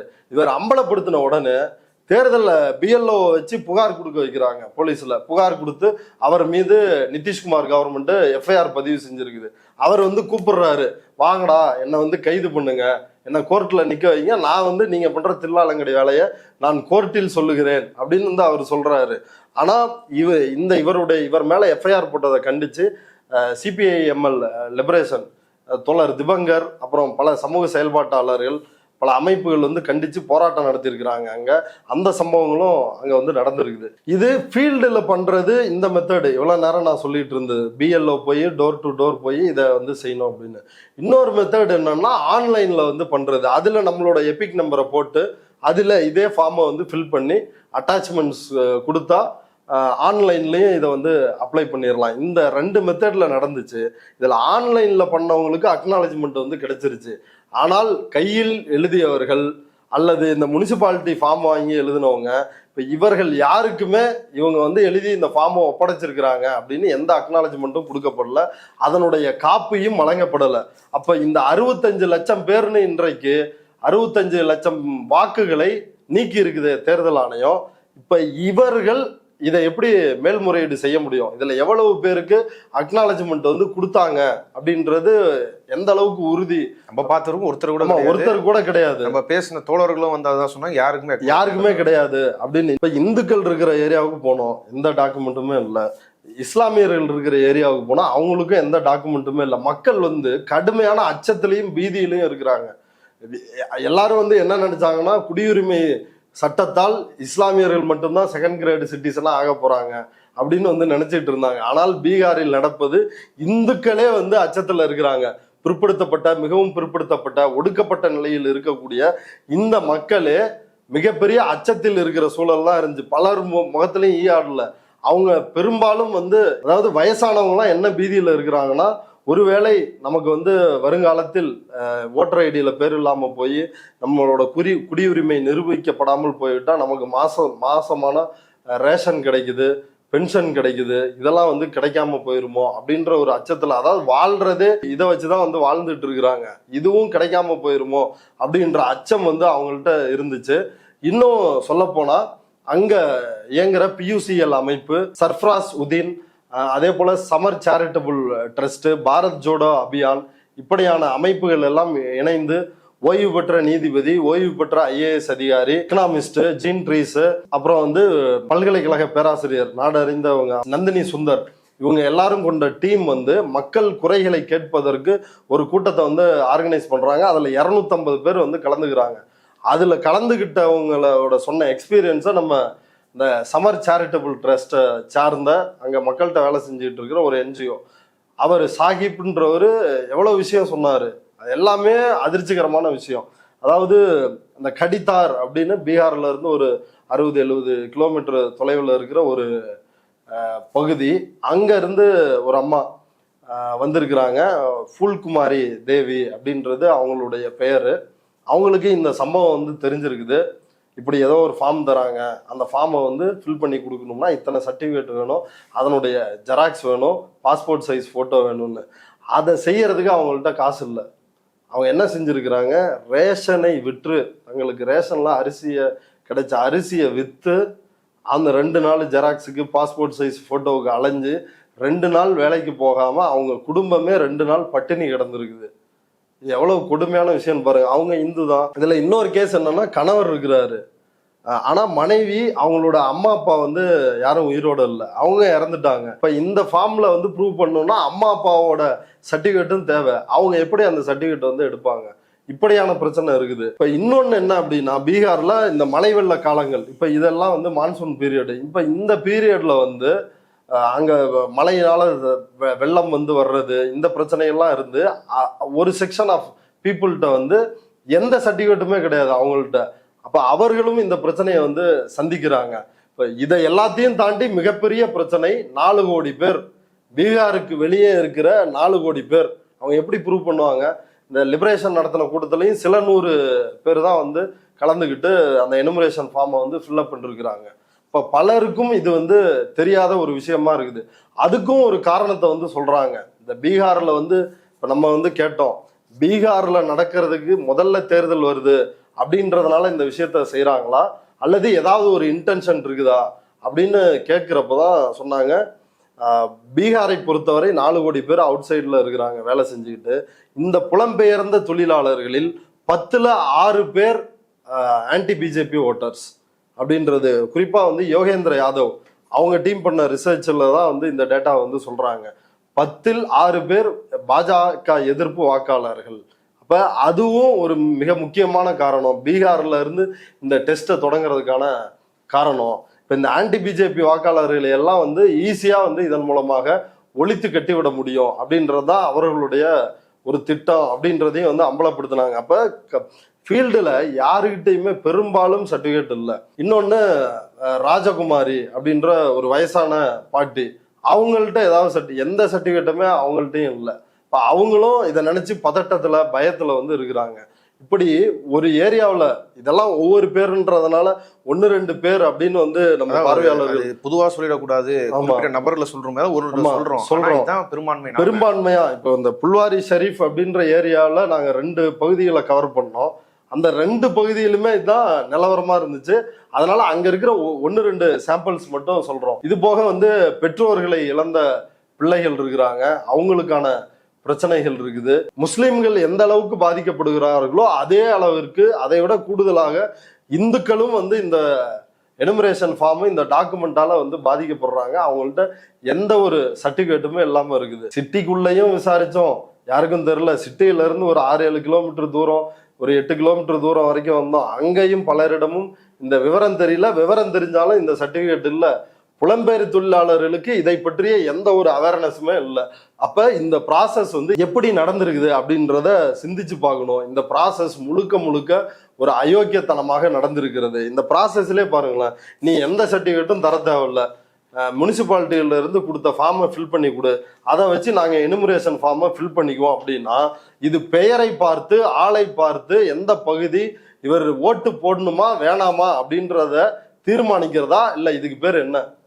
இன்னும் பல இடங்கள்ல பீகார்ல என்ன நடந்திருக்குன்னா, பிஜேபி பூத் லெவல் ஏஜென்ட்ஸ் வந்து அவனுங்க ஆட்களை கூப்பிட்டு போய் ஃபார்மை வந்து ஃபில் பண்ணி எந்த சர்டிஃபிகேட்டுமே இல்லாம கொடுத்தா அதையும் அக்செப்ட் பண்ணிக்கிட்டாங்க, அக்னாலஜ்மெண்ட் வந்து கொடுத்துட்டாங்க அப்படின்ற செய்தியும் வந்து பதிவாயிருக்குது. அப்ப இதனுடைய நோக்கம் என்ன அப்படின்றத இந்த மாதிரி சம்பவமே மிக தெளிவாக காட்டுகிறது. ஐடென்டிஃபை பண்ணி வாக்காளர்களை நீக்குவது. ஏற்கனவே அதை பண்ணிட்டு இருக்கிறாங்க, இதுல அப்பட்டமாக அதை வந்து செய்யறாங்க. ஏன்னா ஏற்கனவே ஏன் இதை பண்ணிட்டு இருக்காங்கன்னு சொல்றோம்னா, 2020 பீகாரினுடைய சட்டமன்ற தேர்தல், இந்த ப்ராசஸே எதுக்கு நடத்துறாங்கன்னா, வர்ற நவம்பர்ல நடக்கவிருக்கின்ற பீகாரினுடைய சட்டமன்ற தேர்தலுக்காக தான் இந்த எஸ்ஐஆர் ப்ராசஸை பண்றோம்னு தேர்தல் ஆணையம் சொல்றாங்க.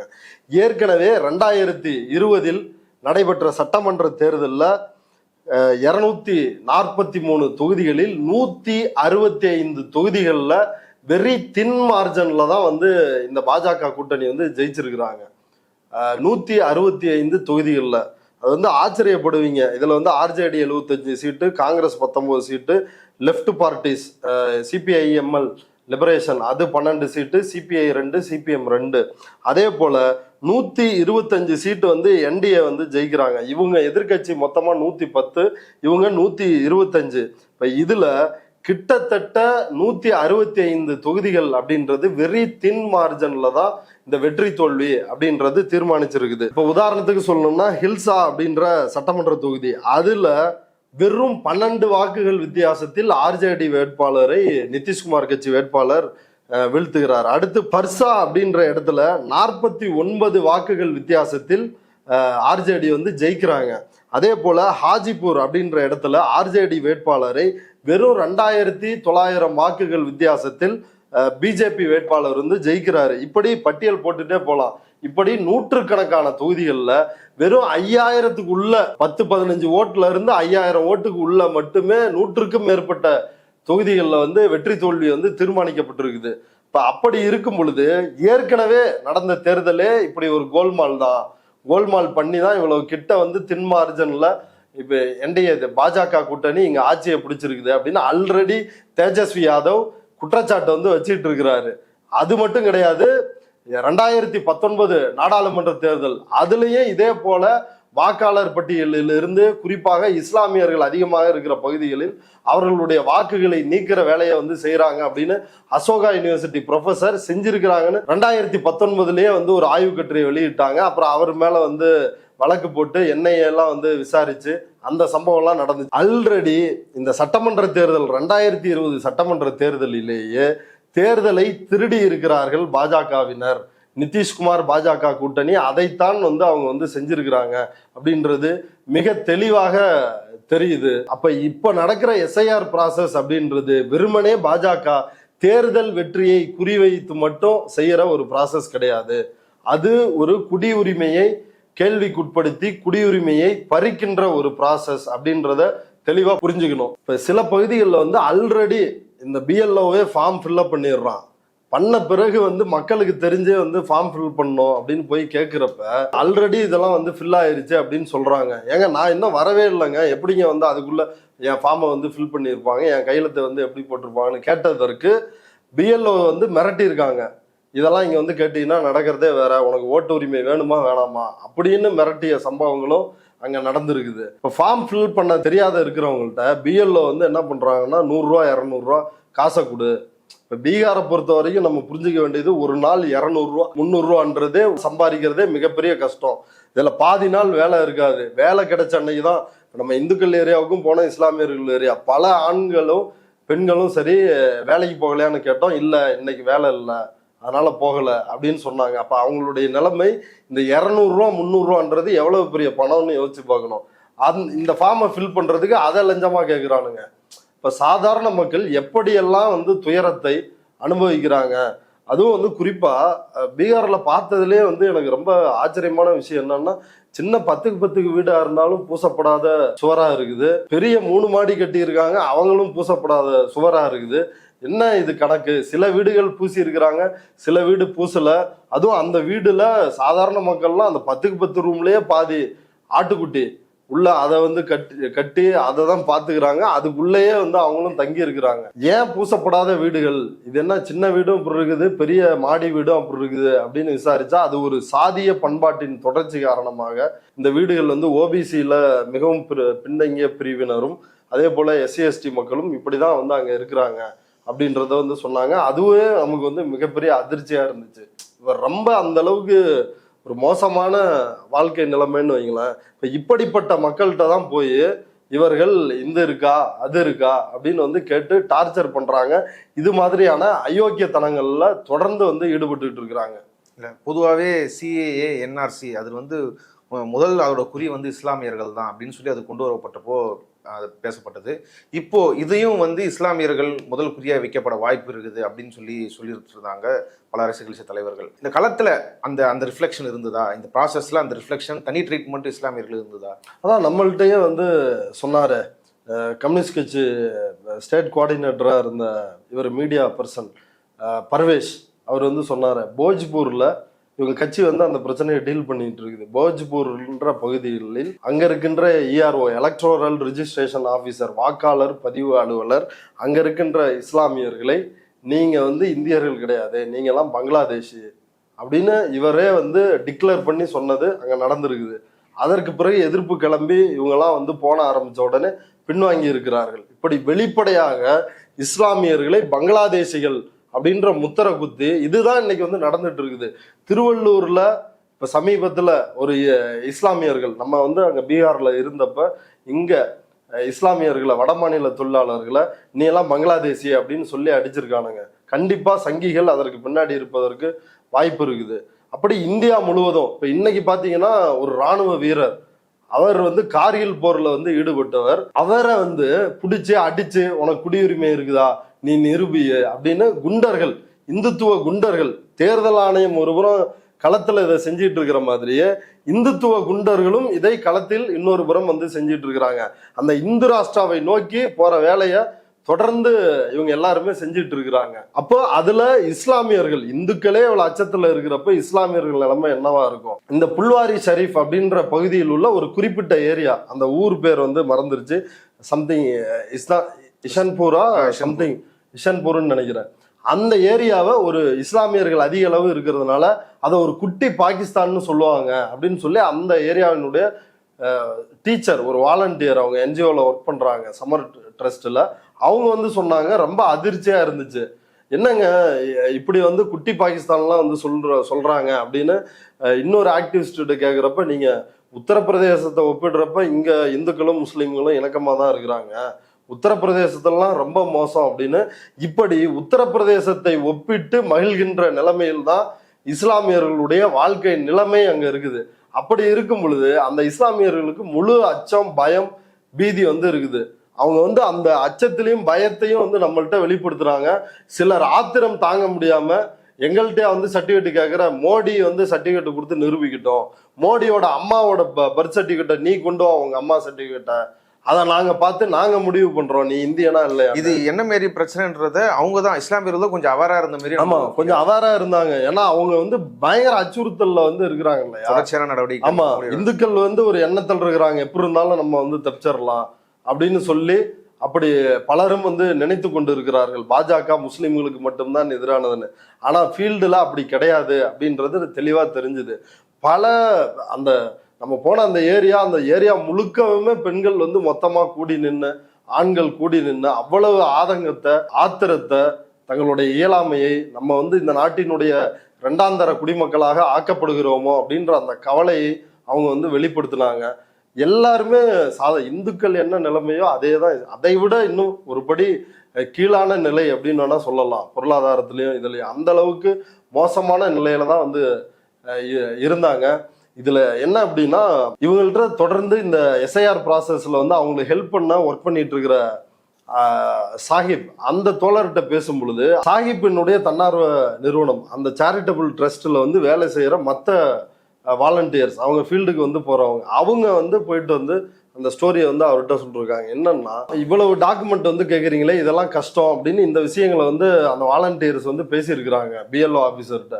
ஏங்க, இந்த மேட்டரை வந்து விடுங்க, இது இந்துக்களுக்கு கிடையாது, இது முஸ்லீம்களை மொத்தமாக எக்ஸ்க்ளூட் பண்ணும், அதுக்காக தான் இந்த ப்ராசஸ் நடக்குதுன்னு பிஎல்ஓஸ் அவங்களே வெளிப்படையாக ஃபோனில், இப்போ நம்மள்ட்ட எப்படி வாட்ஸ்அப்பில் அனுப்புங்க அப்படின்ற மாதிரி, அதே போல இவர்களிடம் நேரடியாக பேசி இருக்கிறார்கள் அப்படின்றதான் முக்கியமான விஷயம். அப்ப இதனுடைய நோக்கம் என்ன அப்படின்றத இந்த ஃபீல்டுலயே மக்கள் சொன்ன தரவுகளின் அடிப்படையில், இந்த பிஎல்ஓக்கள் கொடுத்த வாக்கு மூலம், அவர்கள் போன்ல நமக்கு சொன்ன விஷயங்கள் அடிப்படையிலேயே, இது மிகவும் வீக்கர் செக்ஷனாக இருக்கக்கூடிய, மிகவும் பிற்படுத்தப்பட்டவர்கள், மைனாரிட்டிஸ், எஸ்சி/எஸ்டி மக்களை குறிவைத்து நடத்தப்படுகின்ற ஒரு மாபெரும் தாக்குதல் அப்படின்றது மிக தெளிவா புரியுது. களத்துல நிலைமை, யாராலையும் இந்த ஃபார்ம் எல்லாம் கொடுக்க முடியாது, யாருக்கிட்டையும் போய் சேரல, யாருக்கு இது என்னன்னே தெரியல அப்படின்ற ஒரு நிலைமை இருக்கும்போது, தேர்தல் ஆணையம் வந்து 91% மேல நான் வந்து ஓட்டர்ஸை வந்து கவர் பண்ணிட்டோம், அதுல வந்து 63 லட்சம் சில்லற பேரை வந்து நாங்க அந்த ஓட்டரோட உரிமத்தை வந்து ரத்து பண்ணியிருக்கிறோம். அதுக்கு சில கேட்டகரிலாம் அவங்க சொல்லியிருக்கிறாங்க, டபுள் என்ட்ரி, இறந்துட்டாங்க, இப்படி பல கேட்டகரி அவங்க சொல்லியிருக்கிறாங்க. இந்த டேட்டாவை வந்து எப்படி எடுத்துக்கிறது? இப்போ இந்த 26ஆம் தேதி ஒரு ஃபைனல், அதாவது ஒரு நம்பரை வந்து கொடுத்துருக்குறாங்க தேர்தல் ஆணையம். அந்த நம்பர்ல வந்து என்ன சொல்றாங்கன்னா, 65 லட்சம் பேரை நீக்கி இருக்கிறார்கள். ஏற்கனவே இருந்த வாக்காளர் பட்டியலில் இருந்து 65 லட்சம் பேரை நீக்கி இருக்கிறாங்க.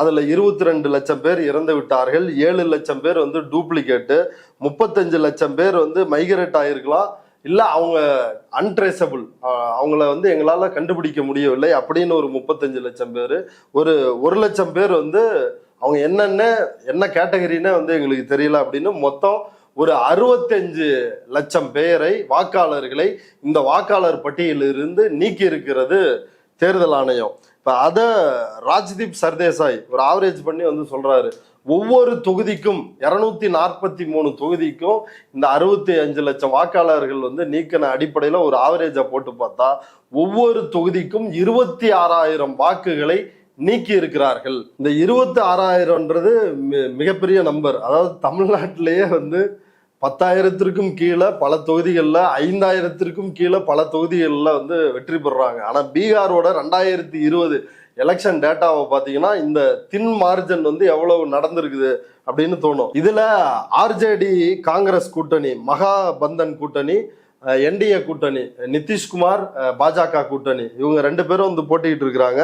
இதுல 110 சீட்டு, அதுல RJD 75, Congress 19, left party ML வந்து 12 சீட்டு, சிபிஐ 2, சிபிஎம் 2ன்னு மொத்தம் 110 சீட்டுகளை இந்த கூட்டணி வெற்றி பெறுகிறார்கள். என்டிஏ கூட்டணி, நிதிஷ்குமார் பாஜக கூட்டணி, பாஜக 74 சீட்டு, ஜேடியு 43 சீட்டு, அதர்ஸ் ஒரு 8 சீட்டு, கிட்டத்தட்ட ஒரு 125 சீட்டுகளை இந்த என்டிஏ கூட்டணி வந்து ஜெயிக்கிறாங்க. இதுதான் தேர்தல் ரிசல்ட். இந்த தேர்தல் ரிசல்ட்ல 165 தொகுதிகளில் வெற்றி தோல்வி வெறும் தின் மார்ஜின்ல வந்து தீர்மானிக்கப்படுது. உதாரணத்துக்கு சில தொகுதிகளை வந்து சொல்றேன். ஹில்சா அப்படின்ற தொகுதி, அதுல வந்து ஆர்ஜேடிய நிதிஷ்குமார் கட்சி வேட்பாளர் வந்து ஜெயிச்சிருக்கிறாரு. எத்தனை வாக்குகள்னா வெறும் 12 வாக்கு வித்தியாசத்துல. பர்சா அப்படின்ற சட்டமன்ற தொகுதியில் ஆர்ஜேடி லல்லு பிரசாத் யாதவ் கட்சி வந்து ஜெயிச்சிருக்குது. ஜனதா தளத்தை வீழ்த்தி வெறும் 49 வாக்குகள் வித்தியாசத்தில். ஹாஜிப்பூர்ல வந்து ஆர்ஜேடி வேட்பாளரை தோற்கடித்து பிஜேபி வேட்பாளர் 2990 வாக்குகள் வித்தியாசத்தில் வெற்றி பெற்று இருக்கிறார். இப்படி 160 தொகுதிகள் வெறும் 5000, அது இப்படி வெறும் குறைவான மார்ஜின்ல வெற்றி தோல்வி வந்து தீர்மானிச்சிருக்கிறாங்க.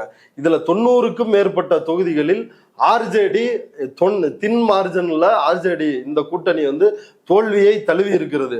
அப்ப வெறும் 49, 15, 2000 இதுக்கே வந்து தோல்வி அப்படின்னா 25,000, 26,000 வாக்குகளை ஒவ்வொரு சட்டமன்ற தொகுதியிலிருந்தும் நீக்கும் பொழுது என்ன ஆகுன்னு பாருங்களேன்.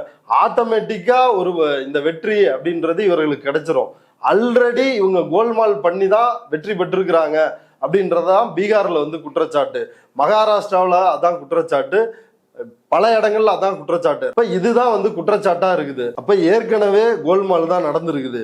கோல்மால் நடந்ததுல இருந்து ஒரு 65 லட்சம் வாக்காளர்களை வந்து நீக்கி இருக்கிறாங்க அப்படின்னா இது முழுக்க முழுக்க ஒரு பாஜகவுக்கு குறிவைத்து அவங்களுக்கு ஆதரவான நடவடிக்கை அப்படின்றது தெளிவா தெரியுது. இதுல என்னன்னா இந்த சம்மரி ரிவிஷன் அப்படின்றத ஆண்டுக்கு ஒரு முறை பண்ணுவாங்கல்ல, அந்த சம்மரி ரிவிஷன் அடிப்படையில் 2024 4 லட்சம் பேர் இறந்து விட்டார்கள் அப்படின்னு 4 லட்சம் பேரை நீக்கிட்டு புதிய வாக்காளர்கள்னு ஒரு 12 லட்சம் பேரை தேர்தல் ஆணையம் வந்து சேர்த்திருக்கிறாங்க. அதாவது ஒரு ஆண்டுல 4 லட்சம் பேர் செத்துட்டாங்க அப்படின்றதான் இவங்க கொடுத்த டேட்டா. ஆனா அதற்கு பிறகு இந்த 6 மாதம் இருக்குது இல்ல, இந்த எஸ்ஐஆர் ஜனவரியிலிருந்து இந்த எஸ்ஐஆர் நடந்து முடிந்திருக்கிற இந்த ஜூலை இது வரைக்கும் 22 லட்சம் பேர் வந்து செத்து போயிட்டாங்க அப்படின்னு வந்து சொல்றாங்க. இது வந்து எப்படி உண்மை? எதன் அடிப்படையில ஒரு ஆண்டுக்கு 4 லட்சம்னு வந்து சம்மரி ரிவிஷன்ல தெரிஞ்சது, எப்படி எஸ்ஐஆர்ல 22 லட்சமா மாறுறாங்க? இப்ப இந்த வேறுபாடு, ஒரு ஆண்டில் 4 லட்சம் பேர் சாவாங்க, 6 மாசத்துல 22 லட்சம் பேர் வந்து 2025 செத்துருக்கிறாங்கன்னா ஒரு 1000 மடங்கு, ஒரு 100 மடங்கு கொரோனா வந்து அஃபெக்ட் ஆகி அப்படி ஏதாவது மாஸ் மர்டர்ஸ் வந்து நடந்திருந்தாலோ செத்திருந்தாலோ தான் அது நடந்திருக்கும். 60 லட்சம் பேரை கொல்ல.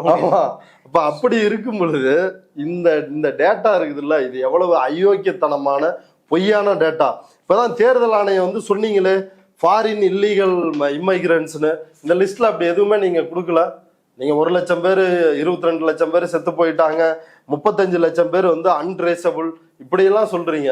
உங்களுக்கு தெரிஞ்சிருக்கணும்ல இல்லீகல் இம்மைக்ரன்ட்ஸ் எவ்வளவு அப்படின்னு சொல்லி.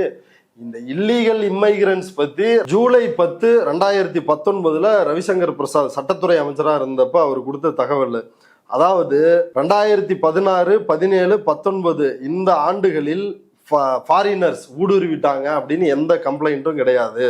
ஆனா 2018 ஒரே ஒரு கம்ப்ளைண்ட், அதாவது தெலுங்கானா, வெஸ்ட் பெங்கால், குஜராத் இந்த 3 மாநிலங்கள்ல இருந்தும் தலா ஒவ்வொரு கம்ப்ளைண்ட் வந்து வந்துச்சு. அதன் அடிப்படையில் எலக்ட்ரோரல் ஆஃபீஸர் வந்து போனாரு, எலக்ட்ரோரல் ரிஜிஸ்ட்ரேஷன் ஆஃபீஸர் வந்து போனாரு, போய் அவர் வந்து அவங்கள வந்து கிராஸ் செக் பண்ணாரு, அவங்களோட குடியுரிமை இருக்கா இல்லையான்னு கிராஸ் செக் பண்ணி அவங்கள வந்து செக் பண்ணாரு அப்படின்னு வந்து சொல்றாங்க. 2019 கொடுத்த டேட்டா எவ்வளவு? வெறும் 3 கேஸ், 16, 17, 18, 19. இதுல 2018 மட்டும்தான் ஒரு 3 கேஸ் வந்து ஒரு சில மாநிலங்களில் பதிவாகி இருக்கிறது. வேற எந்த இடத்துலயுமே கேஸே பதிவாகல. ஒரு இடத்துல வெளிநாட்டுக்காரன் வந்தான்னா அந்த பகுதியில் இருக்கிற மக்களே வந்து சஸ்பெக்ட் பண்ணுவாங்க, அவங்களே போய் புகார் கொடுப்பாங்க. இது இயல்பா நடக்கிறதா? இது என்ன மறைஞ்சு வாழ்ந்துட முடியுமா என்ன? இன்னொரு நாட்டுல இருந்து வந்து இங்க ரூமுக்குள்ளேயே வந்து இதெல்லாம் படத்துல வேணா எடுக்கலாம். இப்ப வெறும் கம்ப்ளைண்டே கிடையாது. ஊடுருவல்காரர்கள் அப்படின்னு சொல்ற பிரச்சாரமே என்னன்னா, இவர்களை இஸ்லாமியர்களையும் மிகவும் பிற்படுத்தப்பட்ட ஒடுக்கப்பட்ட நிலையில் உள்ள மக்களையும் குறிவைப்பதற்காகத்தான் இந்த ப்ராசஸ் அப்படின்றத அவர்கள் கொடுத்த டேட்டாவே தெளிவா சொல்லுது. ஃபீல்டுல பார்த்த வரைக்குமே இவங்க ஒரு பாதிக்கு பாதி கூட வந்து இந்த ப்ராசஸ் வந்து செய்யாம 91% முடிஞ்சிருச்சு. அதுல வந்து 65 லட்சம் பேர் வந்து போலி வாக்காளர்கள் இறந்தவர்கள், அவங்கள எல்லாரையும் நாங்க வந்து நீக்கிட்டோம் அப்படின்னு சொல்றது இது ஒரு ஃபேக்கான டேட்டா தான். இதுல எந்த ஒரு உண்மையுமே கிடையாது. இப்ப தேர்தல் ஆணையம் இதுக்கு பிறகு அரங்கேற்றப்பட போகிற கொடூரங்களை நினைத்தாதான் வந்து மிகவும் அச்சமா இருக்குது. பீகார் மக்கள் இதை எப்படி எதிர்கொள்ள போறாங்க அப்படின்றது ஒரு மிகப்பெரிய பயமாவும் அச்சமாவும் இருக்குது. வெறுமனே இந்த ப்ராசஸ் இங்க மட்டும் நடக்க போறது இல்ல, இது இந்தியா முழுவதும் நடக்க போகிறது. அடுத்த ஆண்டு தமிழ்நாட்டுல தேர்தல் இருக்கு, தமிழ்நாட்டிலும் இந்த ப்ராசஸை இவர்கள் வந்து நடத்த போகிறார்கள். பல இடங்கள்ல இதை நடத்த போறோம் இந்தியா முழுக்க அப்படின்றத தேர்தல் ஆணையம் ஓப்பனா டிக்ளேர் பண்ணியிருக்கு. சுப்ரீம் கோர்ட்ல வந்து இந்த ப்ராசஸுக்கு எதிராக இதை நிப்பாட்டணும், எஸ்ஐஆர்ன்ற ப்ராசஸை நிப்பாட்டணும்னு சொல்லிட்டு பல பேர் வந்து ரிட் மனு தாக்கல் செஞ்சிருக்கிறாங்க. கோர்ட்ல இந்த கேஸ் வந்து எப்படி நடக்குது, கோர்ட் வந்து இதுக்கு எப்படி ரியாக்ட் பண்ணுது, இதை நீங்க எப்படி பாக்குறீங்க? கோர்ட் வந்து பாபர் மசூதி இடிப்பிற்கு என்ன செய்ததோ, மற்ற எல்லா விவகாரத்திற்கும் வந்து என்ன செய்ததோ அதே வேலையை தான் இந்த ப்ராசஸ்லையும் வந்து செஞ்சுட்டு இருக்கிறாங்க. இப்போ கோர்ட் வந்து இது வந்து குடியுரிமையை வந்து செக் பண்ற, நீங்க இந்த ஃபார்ம் வந்து பிஎல்ஓ கொடுக்குற ஃபார்ம் தெளிவா இருக்குது, முனிசிபாலிட்டி கொடுக்குற ஃபார்மும் தெளிவா இருக்குது. இதை கேட்கறதுக்கான அதிகாரம் உனக்கு கிடையாது. அதாவது இவங்க லிஸ்ட்ல இருக்கிற 7 கோடி பேரும் இப்ப பீகார்ல இருக்கிற எல்லா வாக்காளர்களும் நிரூபிக்கணும் நான் வந்து இந்தியன் தான் அப்படின்னு வந்து நிரூபிக்கணும். இப்ப இதை கேட்பதற்கான அதிகாரம் உள்துறைக்கு இருக்குது, எலெக்ஷன் கமிஷனுக்கு அந்த அதிகாரமே கிடையாது. அப்படி இருக்கும் பொழுது இந்த அதிகாரமே இல்லை, இதை நீ எப்படி செய்யலாம் அப்படின்னு சுப்ரீம் கோர்ட்டு நீதிபதிகள் வந்து கேட்டிருந்தா நியாயமானது. நீதிபதிகள் வந்து என்ன சொல்றாங்க அப்படின்னா, ஏன் இதுல நீங்க ஓட்டர் ஐடியை சேர்த்துக்கலாமே, ரேஷன் கார்டை சேர்த்துக்கலாமே, ஆதார் கார்டை சேர்த்துக்கலாமே அப்படின்னு சொல்றாங்க. அதுவும் 2 தடவை சொல்லிட்டாங்க தேர்தல் ஆணையத்துக்கிட்ட. 2 தடவை சொன்ன பிறகும் அதை ஒரு பொருட்டா கூட எடுத்துக்க தயாரா இல்லை தேர்தல் ஆணையம். கடந்த முறையும் வலியுறுத்தி இருக்கிறாங்க, அதுக்கு முன்னாடியும் வலியுறுத்தி இருக்கிறாங்க. ஏதாவது மாத்தி இருக்கிறாங்களா? இல்ல இந்த ஃபார்ம்ல வந்து ரேஷன் கார்டு ஆட் பண்றோம், ஓட்டர் ஐடி ஆட் பண்றோம், முடியாது. ஆமா முடியாது அப்படின்னு சொல்றாங்க. அப்படி சொல்லும் பொழுது மீண்டும் மீண்டும் மீண்டும் அவங்கள வந்து இப்படிதான் கோர்ட் வந்து கையாளுதே ஒழிய இதை கேட்கறதுக்கான ரைட்டே உனக்கு கிடையாது அப்படின்ற அந்த புள்ளியை நீதிமன்றம் வந்து தொடவும் பேசவும் இல்லை. பெட்டிஷனர்ஸ்லாம் வந்து அது அரசியலமைப்புடைய சட்டம் இந்தந்த பிரிவுகள்லாம் இது வந்து எதிராக இருக்குதுன்றது தெளிவா அடிப்படை உரிமைகளே வந்து இது எதிராக இருக்குது, அதை எல்லாத்தையுமே சொல்லிருக்கிறாங்க. அப்படி இருக்கும் பொழுது இதுக்கு ஒரு ஸ்டே கொடுக்காம வரைவு வாக்காளர் பட்டியல் வந்து வெளியிடுவதற்கு எந்த தடையும் இல்லை. ஆனா மாஸ் எக்ஸ்க்ளூஷன் வந்து இருக்கக்கூடாது, நீங்க எல்லாரையும் வந்து சேர்த்துக்கணும், இதெல்லாம் கன்சிடர் பண்ணணும். அதாவது ஆர்டர்ல வந்து எந்த தடையும் கொடுக்கறது இல்லை, ஆனா வந்து வாயு வழியா அப்சர்வேஷன்ல வந்து எல்லாத்தையும் வந்து சொல்லிடுறது. அப்ப கோர்ட்டு தான் சொல்லுது தேர்தல் ஆணையம் செய்யல அப்படின்ற போல இதை நீங்க ஆர்டர்லயே கொடுங்க. மக்கள் வந்து அப்பட்டமா இப்ப அபிடவிட் போட்ட எல்லாருமே பியூசிஎல் சர்ஃப்ராசுதீன் போட்டிருக்கிறாரு, இப்ப மகுவா மைத்ரா, பல கட்சிகள் வந்து போட்டிருக்கிறாங்க. அப்புறம் இந்த இவர் Yogendra Yadav, democratic reforms ADR அந்த அமைப்பு வந்து போட்டிருக்கிறாங்க. இப்படி இவங்க எல்லாரும் டேட்டாவோட இந்த 250 பேர் இந்த குறை கேட்பு கூட்டம் நடத்துனாங்கன்னு சொன்னோம்ல, அதை மொத்தமா டாக்குமெண்ட் பண்ணி அபிடவிட்ல வந்து சேர்த்திருக்கிறாங்க. அப்ப இந்த ஃபீல்டு டேட்டாவையும் வந்து அதோட வந்து அட்டாச் பண்ணிருக்கிறாங்க. சர்ஃப்ராசுதீன் அவரே வந்து பல கேசஸை வந்து இன்னாரு இந்த பகுதியில் இருக்கிறாருன்னு குறிப்பிட்டு அத்தனை பேரை குறிப்பிட்டு இவ்வளவு பிரச்சனையை சொல்லிருக்கிறாங்க. இந்த பிஎல்ஓ வந்து 3 நாள் தான் ட்ரைனிங் கொடுத்துருக்குறாங்க. இந்த பிஎல்ஓலாம் யாருன்னா டீச்சர்ஸு, அங்கன்வாடி இங்கெல்லாம் ஒர்க் பண்றவங்க, இவங்க தான் பிஎல்ஓவா போறாங்க. இப்ப இவங்களுக்கு வந்து முறையான பயிற்சி இல்லை. இதை டிஜிட்டல் ஹேண்டில் பண்ற டெக்னாலஜியும் தெரிஞ்சிருக்கணும். இந்த பிஎல்ஓவோட பேசிக் குவாலிஃபிகேஷனே என்ன அப்படின்னா 10ஆவதா இருக்குது. 10ஆவது படிச்ச எத்தனை அதிகாரிகளுக்கு வந்து இது தெரிய போகுது?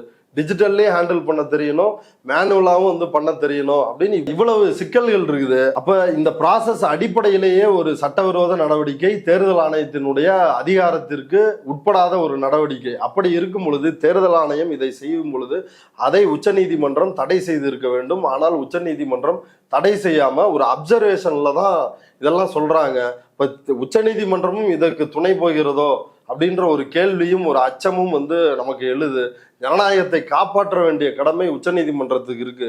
ஆனா உச்சநீதிமன்றம் இன்னும் இந்த விஷயத்துல பொறுமை காத்து மாசா நீங்க எக்ஸ்க்ளூட் பண்ணீங்கன்னா நாங்க வந்து தலையிட வேண்டி வரும் அப்படின்னு இன்னும் வந்து வெயிட் பண்றது அப்படின்றது ஒரு நம்பிக்கை ஊட்டக்கூடிய ஒரு விஷயமா இல்லை. கோர்ட்டை பொறுத்த வரைக்கும் இன்னும் மிக முக்கியமான விஷயம் என்னன்னா, இந்த வழக்கு மட்டும் கிடையாது, ஏற்கனவே பல்வேறு வழக்குகள் நீதிமன்றத்துல தூங்கிட்டு இருக்குது. 2019 நாடாளுமன்ற தேர்தலில் 543 தொகுதிகளில் 370க்கும் மேற்பட்ட தொகுதிகளில் பதிவான வாக்குகளுக்கும் எண்ணப்பட்ட வாக்குகளுக்கும் வந்து ரொம்ப வித்தியாசம் இருந்துச்சு. அதுலயே வந்து ஒரு கோல்மால் நடந்து அந்த லிஸ்ட் ஈஸியா வந்து ஓப்பனா இருந்துச்சுன்னா அந்த லிஸ்ட்டை எல்லாரும் அக்சஸ் பண்ணி தேர்தல் ஆணையத்துல இருந்து கண்டுபிடிச்சு செய்தி போடுறாங்கன்னு அந்த பட்டியலை உடனடியாக தேர்தல் ஆணையம் நீக்கி அப்பட்டமா ஒரு 2019 தேர்தலையே மோசடி செய்துதான் பாஜக வந்து ஜெயித்தது. அது தொடர்பான கேஸ் உச்சநீதிமன்றத்தில் நிலுவையில் இருக்குது. அதற்கு பிறகு 2024 அந்த வழக்கு, அதுல 543 தொகுதிகளில் 538 தொகுதிகளில் பதிவான வாக்குகளை விட எண்ணப்பட்ட வாக்குகள் கூடுதலாவோ குறைவாவோ இருக்குது. எவ்வளவு பெரிய நம்பர்! இது குறித்தும் உச்சநீதிமன்றத்துல வழக்கு போட்டிருக்கிறாங்க. அந்த வழக்கு நிலுவையில் இருக்குது. அதுக்கப்புறம் இந்த தேர்தல் பாண்டுகள் மூலமா பணத்தை வசூல் பண்ணதை சட்டவிரோதம்னு அறிவிச்சிங்களே, அது சம்பந்தமா அதுல குவிட் புரோக்கோ இருக்குது, அதனால இடி வழக்கு போடணும் அப்படின்னு சொல்லி கேஸ் போட்டாங்க. அந்த வழக்கை தள்ளுபடியே பண்ணாங்க. ரெண்டாவது, இந்த பிரச்சனைக்கு மிக முக்கிய காரணமா இருக்கிறவர் இந்திய தலைமை தேர்தல் ஆணையர் ஞானேஷ்குமார். அவருடைய பின்னணி என்ன? அவர் எதுக்கு அவசரமாக ஒரு சட்ட திருத்தம் வந்து கொண்டு வராங்க? அதாவது அருண் கோயல் அப்படின்ற ஒரு அதிகாரியை கொண்டு வந்து ஒரே நாள்ல, அவர் வந்து நாளைக்கு வந்து ரிட்டையர்மெண்ட் ஆக போறாருன்னா ஒரு நாளைக்கு முன்னாடியே அவரை விஆர்எஸ் வாங்கிட்டு வர சொல்லி அவரை தேர்தல் ஆணையரா நியமிக்கிறாங்க. என்ன பிரச்சனை வந்து நடந்துச்சுன்னு தெரியல. இல்ல ஒருவேளை இது போல இப்ப தன்கர் வந்து திடீர்னு ராஜினாமா பண்ணார்ல, நல்லாவே இருந்தாரு, ஆனா திடீர்னு எனக்கு உடம்பு சரியில்லைன்னு ராஜினாமா பண்ண மாதிரி அருண் கோயல் திடீர்னு எனக்கு பர்சனல் ப்ராப்ளம் இருக்குது அப்படின்னு ராஜினாமா செய்தார். அதற்கு என்ன காரணமாக இருக்கும் அப்படின்னு அப்பொழுது பல்வேறு கேள்விகள் வந்து எழுந்தது. அதற்கு காரணம் இது போன்ற தில்லுமுள்ளு. அவரும் ஒரு பாஜக ஆதரவு அதிகாரி தான், ஆனாலும் அவராலேயே வந்து ஏற்றுக்கொள்ள முடியாத அளவிற்கான நடவடிக்கைகள் தேர்தல் ஆணையத்தில் இருந்திருக்கின்றனவா அப்படின்ற ஒரு கேள்வி வந்து எழுது. அதற்கு பிறகுதான் வந்து ஞானேஸ்வர் குமார் வந்து கொண்டு வரப்படுகிறார் இந்திய தலைமை தேர்தல் ஆணையராக. இந்த ஞானேஷ்குமார் வந்து உத்தரப்பிரதேசத்தை பூர்வீகமாக கொண்டவர். அவர் ஏற்கனவே பாதுகாப்பு துறையில் பணியாற்றி இருக்கிறார். அதன் பிறகு அமித்ஷாவின் கீழ் உள்ள உள்துறையிலும் கூட்டுறவுத்துறையிலும் அவர் வந்து கூடுதல் செயலாளராக பணியாற்றி இருக்கிறார். அவருடைய முக்கியமான பங்களிப்பு என்ன அப்படின்னா, ஆர்டிகல் 370 காஷ்மீருக்கான சிறப்பு அந்தஸ்து வழங்குகின்ற அந்த 370வது பிரிவை ரத்து செய்வதற்கான வேலையில மிக முக்கிய பங்காற்றி இருக்கிறார். அது மட்டுமின்றி ராமர் கோயில், பாபர் மசூதி இடித்த இடத்தில் ராமர் கோயில் கட்டுவதற்கு உச்சநீதிமன்றம் அனுமதி கொடுத்த பிறகு அந்த அறக்கட்டளை, ராம ஜென்மபூமி அந்த அறக்கட்டளையை வந்து உருவாக்கி அதன் மூலமாக இந்த ராமர் கோயில் கட்டுகின்ற பணியை அவர் தான் வந்து மேற்பார்வையிட்டிருக்கிறாரு. அப்போ முழுக்க ஒரு பாஜகவிற்கு ஏற்ற, சங்கிகளுக்கு ஏற்ற ஒரு மிகப்பெரிய சங்கி தான் இந்த தேர்தல் ஆணையர். இப்போ அவருக்காகத்தான் பாஜக வந்து ஒரு வேலையை, முக்கியமான வேலையை செய்கிறாங்க. அதுக்கு முன்னாடி உச்சநீதிமன்றம் KM ஜோசப் தலைமையிலான அமர்வு ஒரு உத்தரவு பிறப்பிக்கிறாங்க. பிரதமர், எதிர்கட்சி தலைவர், உச்சநீதிமன்ற தலைமை நீதிபதி, இந்த 3 பேர் கொண்ட குழு தான் யார் தேர்தல் ஆணையர். அதாவது இந்திய தேர்தல் ஆணையத்தை பொறுத்த வரைக்கும் 3 பேர் கொண்ட பாடி. தலைமை தேர்தல் ஆணையர், அவர் கூட 2 தேர்தல் ஆணையர்கள். அப்ப பிரதமர், எதிர்கட்சி தலைவர், உச்சநீதிமன்ற தலைமை நீதிபதி, இந்த 3 பேர் கொண்ட குழுனா இது வந்து ஒரு பேலன்ஸான குழுவா இருக்கும். அதுல மோடிக்கு தனி மெஜாரிட்டி இல்லை, எதிர்கட்சிக்கும் தனி மெஜாரிட்டி இல்லை. உச்சநீதிமன்ற தலைமை நீதிபதி அவரும் முடிவெடுக்கிற இடத்துல இருக்கிறதுனால ஒரு மாடரேட்டான ஒரு தேர்தல் ஆணையர் வருவதற்கான வாய்ப்பு இருப்பதாக எல்லாரும் வந்து கருதுனாங்க அந்த உச்சநீதிமன்ற தீர்ப்பின் அடிப்படையில். ஆனா அதை உடனடியாக மோடி அரசு மாற்றி இந்த நாடாளுமன்ற தேர்தல் 2024க்கான நாடாளுமன்ற தேர்தல் அறிவிப்புகள் வெளியிடுவதற்கு முன்னதாக, அந்த நோட்டிபிகேஷன் வெளியிடுறதுக்கு முன்னதாக நாடாளுமன்றத்தில் சட்ட திருத்தம் செய்கிறாங்க.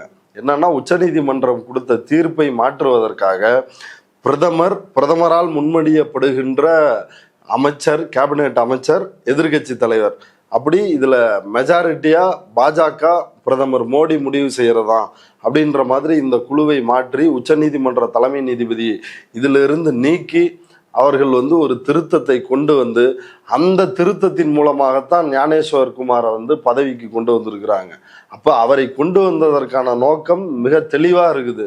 தேர்தலை 2029 நாடாளுமன்ற தேர்தல் அறிவிப்பு வெளியாவதற்கு முன்னாடி வரைக்கும் அவர் தான் வந்து தேர்தல் ஆணையராக இருக்க போறாரு. இந்த ஆண்டு பீகார் எலெக்ஷன் அவர் தான் நடத்த போறாரு. அடுத்து Tamil Nadu election, west Bengal election, மேற்கு வங்க தேர்தல், கேரளா எலெக்ஷன், இப்படி 2029 வரைக்கும் இருக்கிற அனைத்து தேர்தல்களையும் இந்த ஞானேஸ்வர் குமார் தான் வந்து நடத்த போறாரு. இதுக்கு முன்னாடி இருந்த தேர்தல் ஆணையர்களை விட, அவர்கள் காலத்தில் எழுந்த குற்றச்சாட்டுகளை விட இவர் காலத்துல அதிக அளவிலான குற்றச்சாட்டுகள் வந்து எழ ஆரம்பிச்சிருக்குது. வெளிப்படையான மோசடிகள் வந்து நடக்க ஆரம்பிச்சிருக்குது. இப்போ அந்த வகையில இதுவரைக்கும் இருந்த இந்திய தேர்தல் ஆணையர்களே மிக மோசமான ஒரு தேர்தல் ஆணையரா அதிகார வர்க்கத்தின் ஒன்றிய பாஜக அரசின் ஒரு கைப்பாவையாக இருந்து இந்த ப்ராசஸ் எல்லாத்தையும் பாஜகவுக்காக செஞ்சு கொடுத்துட்டு இருக்காரு ஞானேஸ்வர் குமார். அப்போ இந்த எஸ்ஏஆர்ன்ற ப்ராசஸ் வந்து குடியுரிமையை பரிசோதிக்கிறது அப்படின்ற ஒரு நிலைமையில இருக்குது. அப்போ இதுக்கு அடுத்த கட்ட என்ன ஆகும், இதுல விடுபடுறவங்களோட நிலைமை என்ன ஆகும்? ஏற்கனவே என்ஆர்சி நடத்தினவங்க அதில் விடுபடுறவங்க வந்து டிடென்ஷன் கேம்புக்கு அனுப்பப்பட்டாங்க. அப்படி எதனா செய்யப்படுமா, இல்ல இது அடுத்த கட்டமா இது எங்க நவரப்போகுது? இப்போ டிடென்ஷன் கேம்புக்கு அனுப்புவாங்களான்னு கேட்குறீங்க. அசாம்ல டிடென்ஷன் கேம்ப் வந்து இருக்குது. அங்க மக்கள் வந்து அடைக்கப்பட்டிருக்கிறார்கள். அவர்களுடைய குடியுரிமை வந்து பறிக்கப்பட்டிருக்குது. அதே போல இது வந்து என்னன்னா இந்த இன்டென்சிவ்ன்ற பேர்ல இந்த ப்ராசஸ் தான் பண்றாங்க. குடியுரிமையை பரிசோதிக்கிற ப்ராசஸ் தான் பண்றாங்க. இந்த ப்ராசஸ் எல்லாம் பண்ணி முடிச்சாங்கன்னா அடுத்த கட்டமாக இந்த டேட்டாவை வச்சு அதை செய்வதற்கான வாய்ப்பு வந்து அதிகமா இருக்கு. ஈஸியா செஞ்சிடலாம். ஆமா, ஈஸியா வந்து செஞ்சிடலாம். டேட்டா இருக்குது, இது ஆல்ரெடி நாங்க வந்து செக் பண்ணியாச்சு, டிஜிட்டலைஸ் பண்ணி வச்சிருக்கிறோம். இந்த டேட்டா படி நாங்க வந்து நடவடிக்கை எடுக்க போறோம். இன்னொரு முறை நாங்க இந்த ப்ராசஸ் வந்து பண்ண போறது இல்லை அப்படின்னு எளிமையாக அமல்படுத்துவதற்கான ஒரு வாய்ப்பை இது வழங்குது. வெளிப்படையாக குடியுரிமை திருத்த சட்டம் என்ஆர்சி அப்படின்னு அமல்படுத்தினால் கடுமையான எதிர்ப்பு. கொரோனா வரலன்னா மிகப்பெரிய அளவுல அந்த போராட்டம் நீடிச்சிட்டு இருந்திருக்கும். ஏன்னா ஒரு புறம் வந்து இஸ்லாமிய மக்கள் வந்து வீதியில போராடிட்டு இருக்கிறாங்க, ஜனநாயக சக்திகள் அவர்களோடு இருந்தார்கள். இன்னொரு புறம் களத்தில் அதே போல சங்கி கும்பல் துப்பாக்கியோடு வந்து அவர்களை சுட்டுக் கொள்வது, இப்படியெல்லாம் நடந்தும் அந்த உறுதியான போராட்டத்தை, பின்வாங்காத போராட்டத்தை இஸ்லாமிய மக்கள் வந்து ஒரு வீரம் செறிந்த போராட்டத்தை வந்து நடத்தினாங்க. இப்ப அப்படி செய்தால் இப்படி பிரச்சனை வரும் அப்படின்றதுனால ஏற்கனவே இருந்த பலமும் பாஜகவுக்கு இல்லை. பாஜக அந்த கனவுல தான் இருந்தாங்க. 2024 ஜெயிக்க போறோம், 2025 RSS-ஓட நூற்றாண்டு, இந்த நாட்டை ஒரு இந்து ராஷ்டிராவாக மாற்றுவது. வெளிப்படையாக கிட்டத்தட்ட பீகார்ல நம்ம பார்த்தது என்ன, அது இந்து ராஷ்டிரா. ஆனா இதுவே இணக்கமானதுங்க. யூபி இதோட மோசங்கன்றாங்க. அப்ப அது எவ்வளவு கொடூரமா இருக்குன்னு யோசிச்சு பார்த்தா அங்கெல்லாம் வாழவே முடியாது. அப்படி ஒரு நிலைமை இருக்குது. இப்ப 2024 எலெக்ஷனை வந்து அது அவங்களுக்கு சாத்தியப்படுத்தல. ஏன்னா எல்லா இடங்களையும் பிரச்சாரமே பண்ணாங்கல்ல. எம்பிக்களா இருந்தவங்களே 400 கிடைச்சதுன்னா அரசியல் சட்டத்தை மாத்த போறோம் அப்படின்னு தான் பிரச்சாரமே பல இடங்களில் செய்தார்கள். ஆனால் அதை மக்கள் வந்து அடக்கி அந்த கொட்டத்தை வந்து ஒடுக்கினார்கள். அதுலயும் இந்த நம்பருமே கோல்மால் பண்ணி தான் வாங்கினது அப்படின்றது எல்லாருக்கும் தெரிஞ்ச விஷயம்தான். அப்ப அவர்கள் இதை நேரடியாக செய்ய முடியாத ஒரு சூழலில் இருக்கிறார்கள். உச்ச நீதிமன்றத்தில் இந்த சிஏஏ தொடர்பான வழக்கு வந்து நிலுவையில இருக்குது. அதை நடைமுறைப்படுத்த விதிகளை உருவாக்கினார்கள். அந்த விதிகளுக்கு எதிராக சுப்ரீம் கோர்ட்டுக்கு போனாங்க. இப்ப அந்த வழக்கும் வந்து சுப்ரீம் கோர்ட்ல வந்து நிலுவையில் இருக்குது. அப்ப இவர்கள் இந்த எந்த வழியிலும் செய்ய முடியாத சூழலில் இந்த எஸ்ஐஆர் அப்படின்ற ப்ராசஸ் மூலமா இதை செய்யறாங்க. அண்ணல் அம்பேத்கரும் ஜனநாயக சக்திகளும் போராடி தான் வாக்குரிமை வந்து எல்லோருக்கும் இந்தியாவில் வந்து கிடைச்சது. அதுக்கு முன்னாடிலாம் எல்லாருக்கும் வாக்குரிமை கிடையாது. பணக்காரர்கள், உயர் ஜாதிக்காரர்கள், பார்ப்பனர்கள், பனியாக்கள், BA MA டிகிரி அந்த காலத்துல வந்து படிச்சவங்க, சொத்து நிறைந்தவர்கள், இவர்களுக்கு மட்டும்தான் அன்றைக்கு வந்து வாக்குரிமை இருந்துச்சு. எல்லா மக்களுக்கும் வாக்குரிமை கிடையாது. ஆனா பிரிட்டிஷ் பீரியட்லயே எங்க நீதி கட்சி ஆட்சியில் இங்க வந்து எல்லாருக்குமான வாக்குரிமையை கொடுத்தாங்க. பெண்களுக்கான வாக்குரிமை தமிழ்நாட்டுல வந்து நீதி கட்சி வந்து கொடுத்துச்சு. அப்ப இதில் ஒரு மாபெரும் மாற்றத்தை செய்தவர் தான் அண்ணல் அம்பேத்கர். அண்ணல் அம்பேத்கர் அவர்கள் செய்த ஒரு மாபெரும் ஒரு விஷயங்கள்ல ஒரு விஷயம் என்னன்னா, 1 man 1 vote 1 value, ஒரு மனிதனுக்கு ஒரு ஓட்டு ஒரு மதிப்பு அப்படின்ற ஒரு விஷயத்த வந்து எஸ்டாப்ளிஷ் பண்றாரு. அதை உடைத்து நொறுக்க வேண்டும்.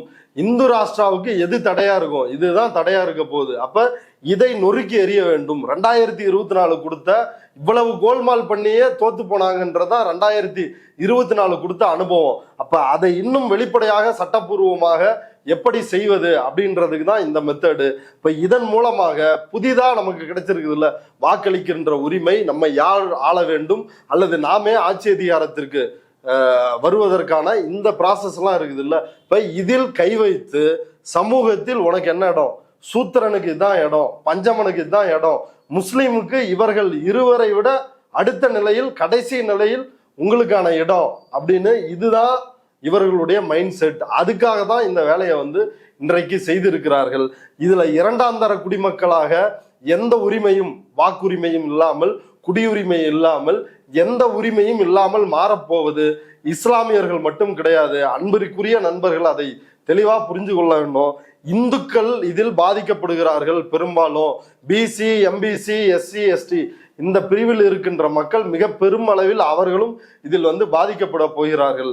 அப்ப ஏற்கனவே ஒரு சோசியல் ஆர்டர் இருந்துச்சுல்ல 2000 ஆண்டுகளாக, அந்த சோசியல் ஆர்டர்ல ஏற்பட்டிருக்கிற மாற்றங்களை கவுண்டர் பண்ணி ஒரு எதிர்ப்புரட்சி, ஆனால் அம்பேத்கர் செய்த மாற்றங்களுக்கு, புரட்சிகர நடவடிக்கைகளுக்கு எதிரான ஒரு எதிர்ப்புரட்சியை இவர்கள் செய்யணும் அப்படின்றதுக்காக தான் இந்த ப்ராசஸ் செய்யறாங்க. இதை செய்து முடிப்பதன் வாயிலாக அவர்கள் முழுவதுமா இப்ப இந்த ப்ராசஸை இந்தியா முழுக்க செஞ்சா இந்தியா முழுக்க பாஜக ஆட்சியில் வந்துடும். எளிமையா இந்த நாடை ஒரு அதிபர் ஆட்சி முறைக்கோ இல்ல இவர்கள் நினைக்கிற எந்த ஒரு எல்லைக்கும் இதை எடுத்துட்டு போக முடியும். இப்பொழுதே நீதிமன்றங்கள் எல்லா அமைப்புகளையும், சிபிஐ, இடி, ஐடி, தேர்தல் ஆணையம் எல்லாவற்றையுமே இப்ப கண்டிப்பாக இந்த வாக்குரிமையை பறிப்பது, குடியுரிமையை பறிப்பது, எப்படியாவது தமிழ்நாட்டையும் அடிபணிய வைத்திட வேண்டும், குறுக்கு வழியில் ஆட்சியை பிடிச்சிடணும் அப்படின்றதுக்காக இதை செய்வார்கள். இது பீகார்ல நடக்குது அப்படின்னு நம்ம வேடிக்கை பார்த்தோம்னா அடுத்த வருஷம் நமக்கு இது நடக்க போகுது. அதிக டைம்லாம் தர மாட்டான். இன்னைக்கு அறிவிப்பான், ஒரு மாசத்துக்குள்ள உன் குடியுரிமையை நிரூபி. இது எவ்வளவு பெரிய அயோக்கியத்தனன்னு பாருங்களேன். 7 கோடி அங்க இருக்கிற மக்கள் எல்லார்ட்டையும் 8 கோடி வாக்காளர்களையும் போய் கேட்கிறான், உன் குடியுரிமையை நிரூபி அப்படின்னு. இதுக்கு முன்னாடி எப்படி இருக்குதுன்னா, யாராவது கம்ப்ளைண்ட் பண்ணாதான் போய் குடியுரிமையை செக் பண்ணி ஓட்டர் ஐடியில இருக்கணுமா கூடாதான்னு முடிவு பண்ணுவாங்க. ஆனா இப்ப என்னன்னா, நீ இந்த 7 கோடி 8 கோடி பேரும் நிரூபி, அதுல நான் சொல்றேன் யாருக்கு குடியுரிமை இருக்கணும், யாருக்கு வாக்குரிமை இருக்கணும்னு. இப்போ ஒரு நீண்ட கால போக்கில் இது ஒரு அச்சுறுத்தலை எல்லாத்தையும் இப்பயே அப்படிதான் பீகார்ல இருக்கிற இஸ்லாமியர்கள் இருக்கிறாங்க. வீக்கர் செக்ஷன்ஸ் இந்துக்கள்ல இருக்கிறவங்க அப்படி இருக்கிறாங்க. அடுத்து இத நேரடியா டிடென்ஷன் கேம்புக்கு இத்தனை லட்சம் பேரையும் கூட்டு போவாங்களா அப்படின்றது தெரியாது. இந்த ப்ராசஸ்லாம் நடந்து முடிகிறப்பதான் அது என்னன்னு தெரியும். எவ்வளவு நாளும் ஒரு எண்ணிக்கை மக்களை அப்படி டிடென்ஷன் கேம்புக்கோ அவங்களுடைய குடியுரிமையை பறித்தோ ஏதோ ஒரு நிலையில் வைத்திருப்பதன் மூலம் ஊர்ல நாட்டில் உள்ள குடியுரிமையோட இருக்கிறவங்களுக்கு அது ஒரு செய்தி.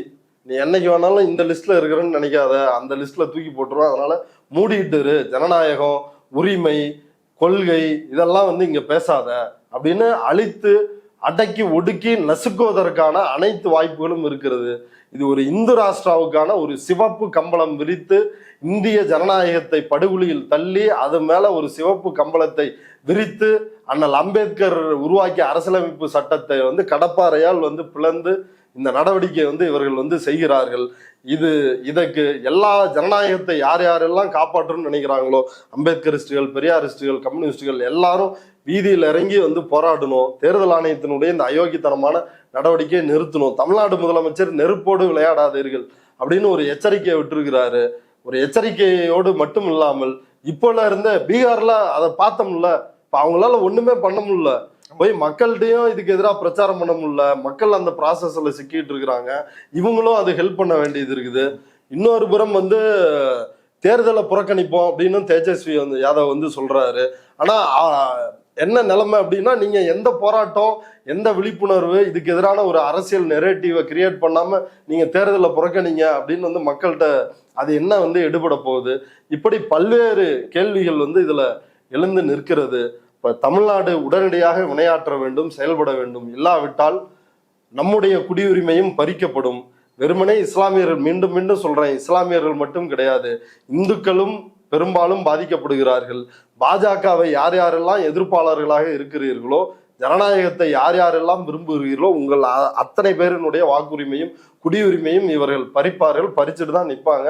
அதனால் தமிழ்நாடு எச்சரிக்கையோடு விழித்து கொண்டு எல்லா பிரச்சனையிலும் எப்படி இந்தியாவுக்கே வழிகாட்டுதோ அதே போல இந்த பிரச்சனையிலும் அப்படியான ஒரு நடவடிக்கையில் தமிழ்நாட்டு மக்களும் அரசும் ஈடுபடணும் அப்படின்றதான் நம்மளோட கோரிக்கை. இவ்வளவு நேரம் இந்த எஸ்ஏஆர் ப்ராசஸ் பீகார்ல இருக்கிறவங்களே முழுமையா புரிஞ்சிக்க முடியாத ஒரு சிக்கலான ஒரு திட்டம் அது. அதை பத்தி இங்க இருக்கிற நேயர்களுக்காக இவ்வளவு விரிவா அதை பத்தி சொன்னதுக்கு, இவ்வளவு நேரம் எடுத்து சொன்னதுக்கு ரொம்ப நன்றி.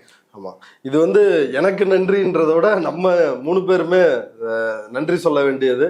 அங்க எம்எல் தோழர்கள், குறிப்பா தமிழ்நாட்டில் இருக்கிற தோழர் ஃபெரோஸ் பாபு, கோயம்புத்தூரை சார்ந்தவர், அவர் எம்எல் பார்ட்டியில இருந்தாரு. அவர் தான் நமக்கு இந்த கான்டாக்ட். அவரு தோழர் சந்திரமோகன், அவர் மாநில நிர்வாகியா இருக்கிறாரு.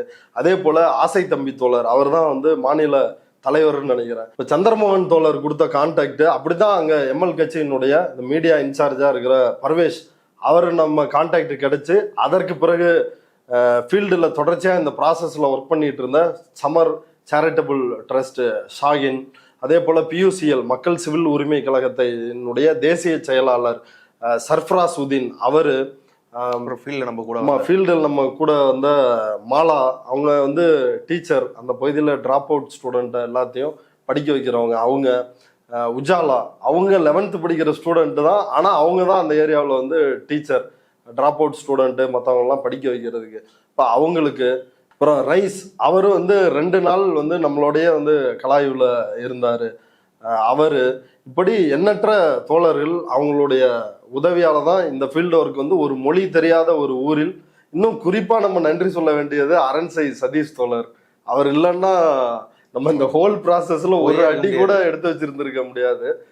அவ்வளவு சப்போர்ட்டிவா இருந்தாரு. முழுக்க முழுக்க அவர் தான் நமக்கு தோன்ற கேள்விகள், அவருக்கு தோன்ற கேள்விகள் எல்லாம் ஹிந்தியில வந்து கேட்டு வாங்கி நமக்கு டிரான்ஸ்லேட் பண்ணி, இது ஒரு அதிக நேரம் அதிக தூரத்தை கவர் பண்ண முடியாததுக்கு இதுவும் ஒரு காரணம். இந்த ப்ராசஸ் முடியவே நமக்கு லென்த்தா ஒவ்வொரு நாளும் டைம் ஆயிருச்சு. இந்த ஃபீல்டு ஒர்க்கு அதிக செலவானுச்சு. அதுல வந்து கணிசமா ஒரு 20,000 ரூபாயை வந்து நமக்கு நன்கொடையா கொடுத்து உதவுனவர் வந்து கருஞ்சட்டை பதிப்பகத்தின் ராஜன் தோழர். அவருக்கும் வந்து நன்றியை தெரிவிச்சுக்கிறோம். அப்புறம் பீகார் போன பிறகு அங்க நமக்கு சில சிக்கல்கள் இருந்துச்சு. அதை எம்எல் லிபரேஷன் பார்ட்டியினுடைய அரசியல் தலைமை குழு உறுப்பினர் சங்கர் தோழர் அவர் வந்து சில உதவிகள் வந்து செஞ்சாரு. அவருக்கும் நம்முடைய நன்றியை தெரிவிச்சுக்கிறோம். இப்போ இந்த 4 நாள் அப்படின்றது ஒரு மிகப்பெரிய அனுபவமா இருந்துச்சு. இந்த அனுபவத்திற்கு இதுல ஃபீல்டு ஒர்க் நாங்க வந்து பண்றதுக்கு உறுதுணையாக இருந்த எல்லாருக்கும் வந்து நம்முடைய அரண்சை சார்பாகவும் ட்ரைப் சார்பாகவும் நன்றியை தெரிவிச்சுக்கிறேன். நன்றி.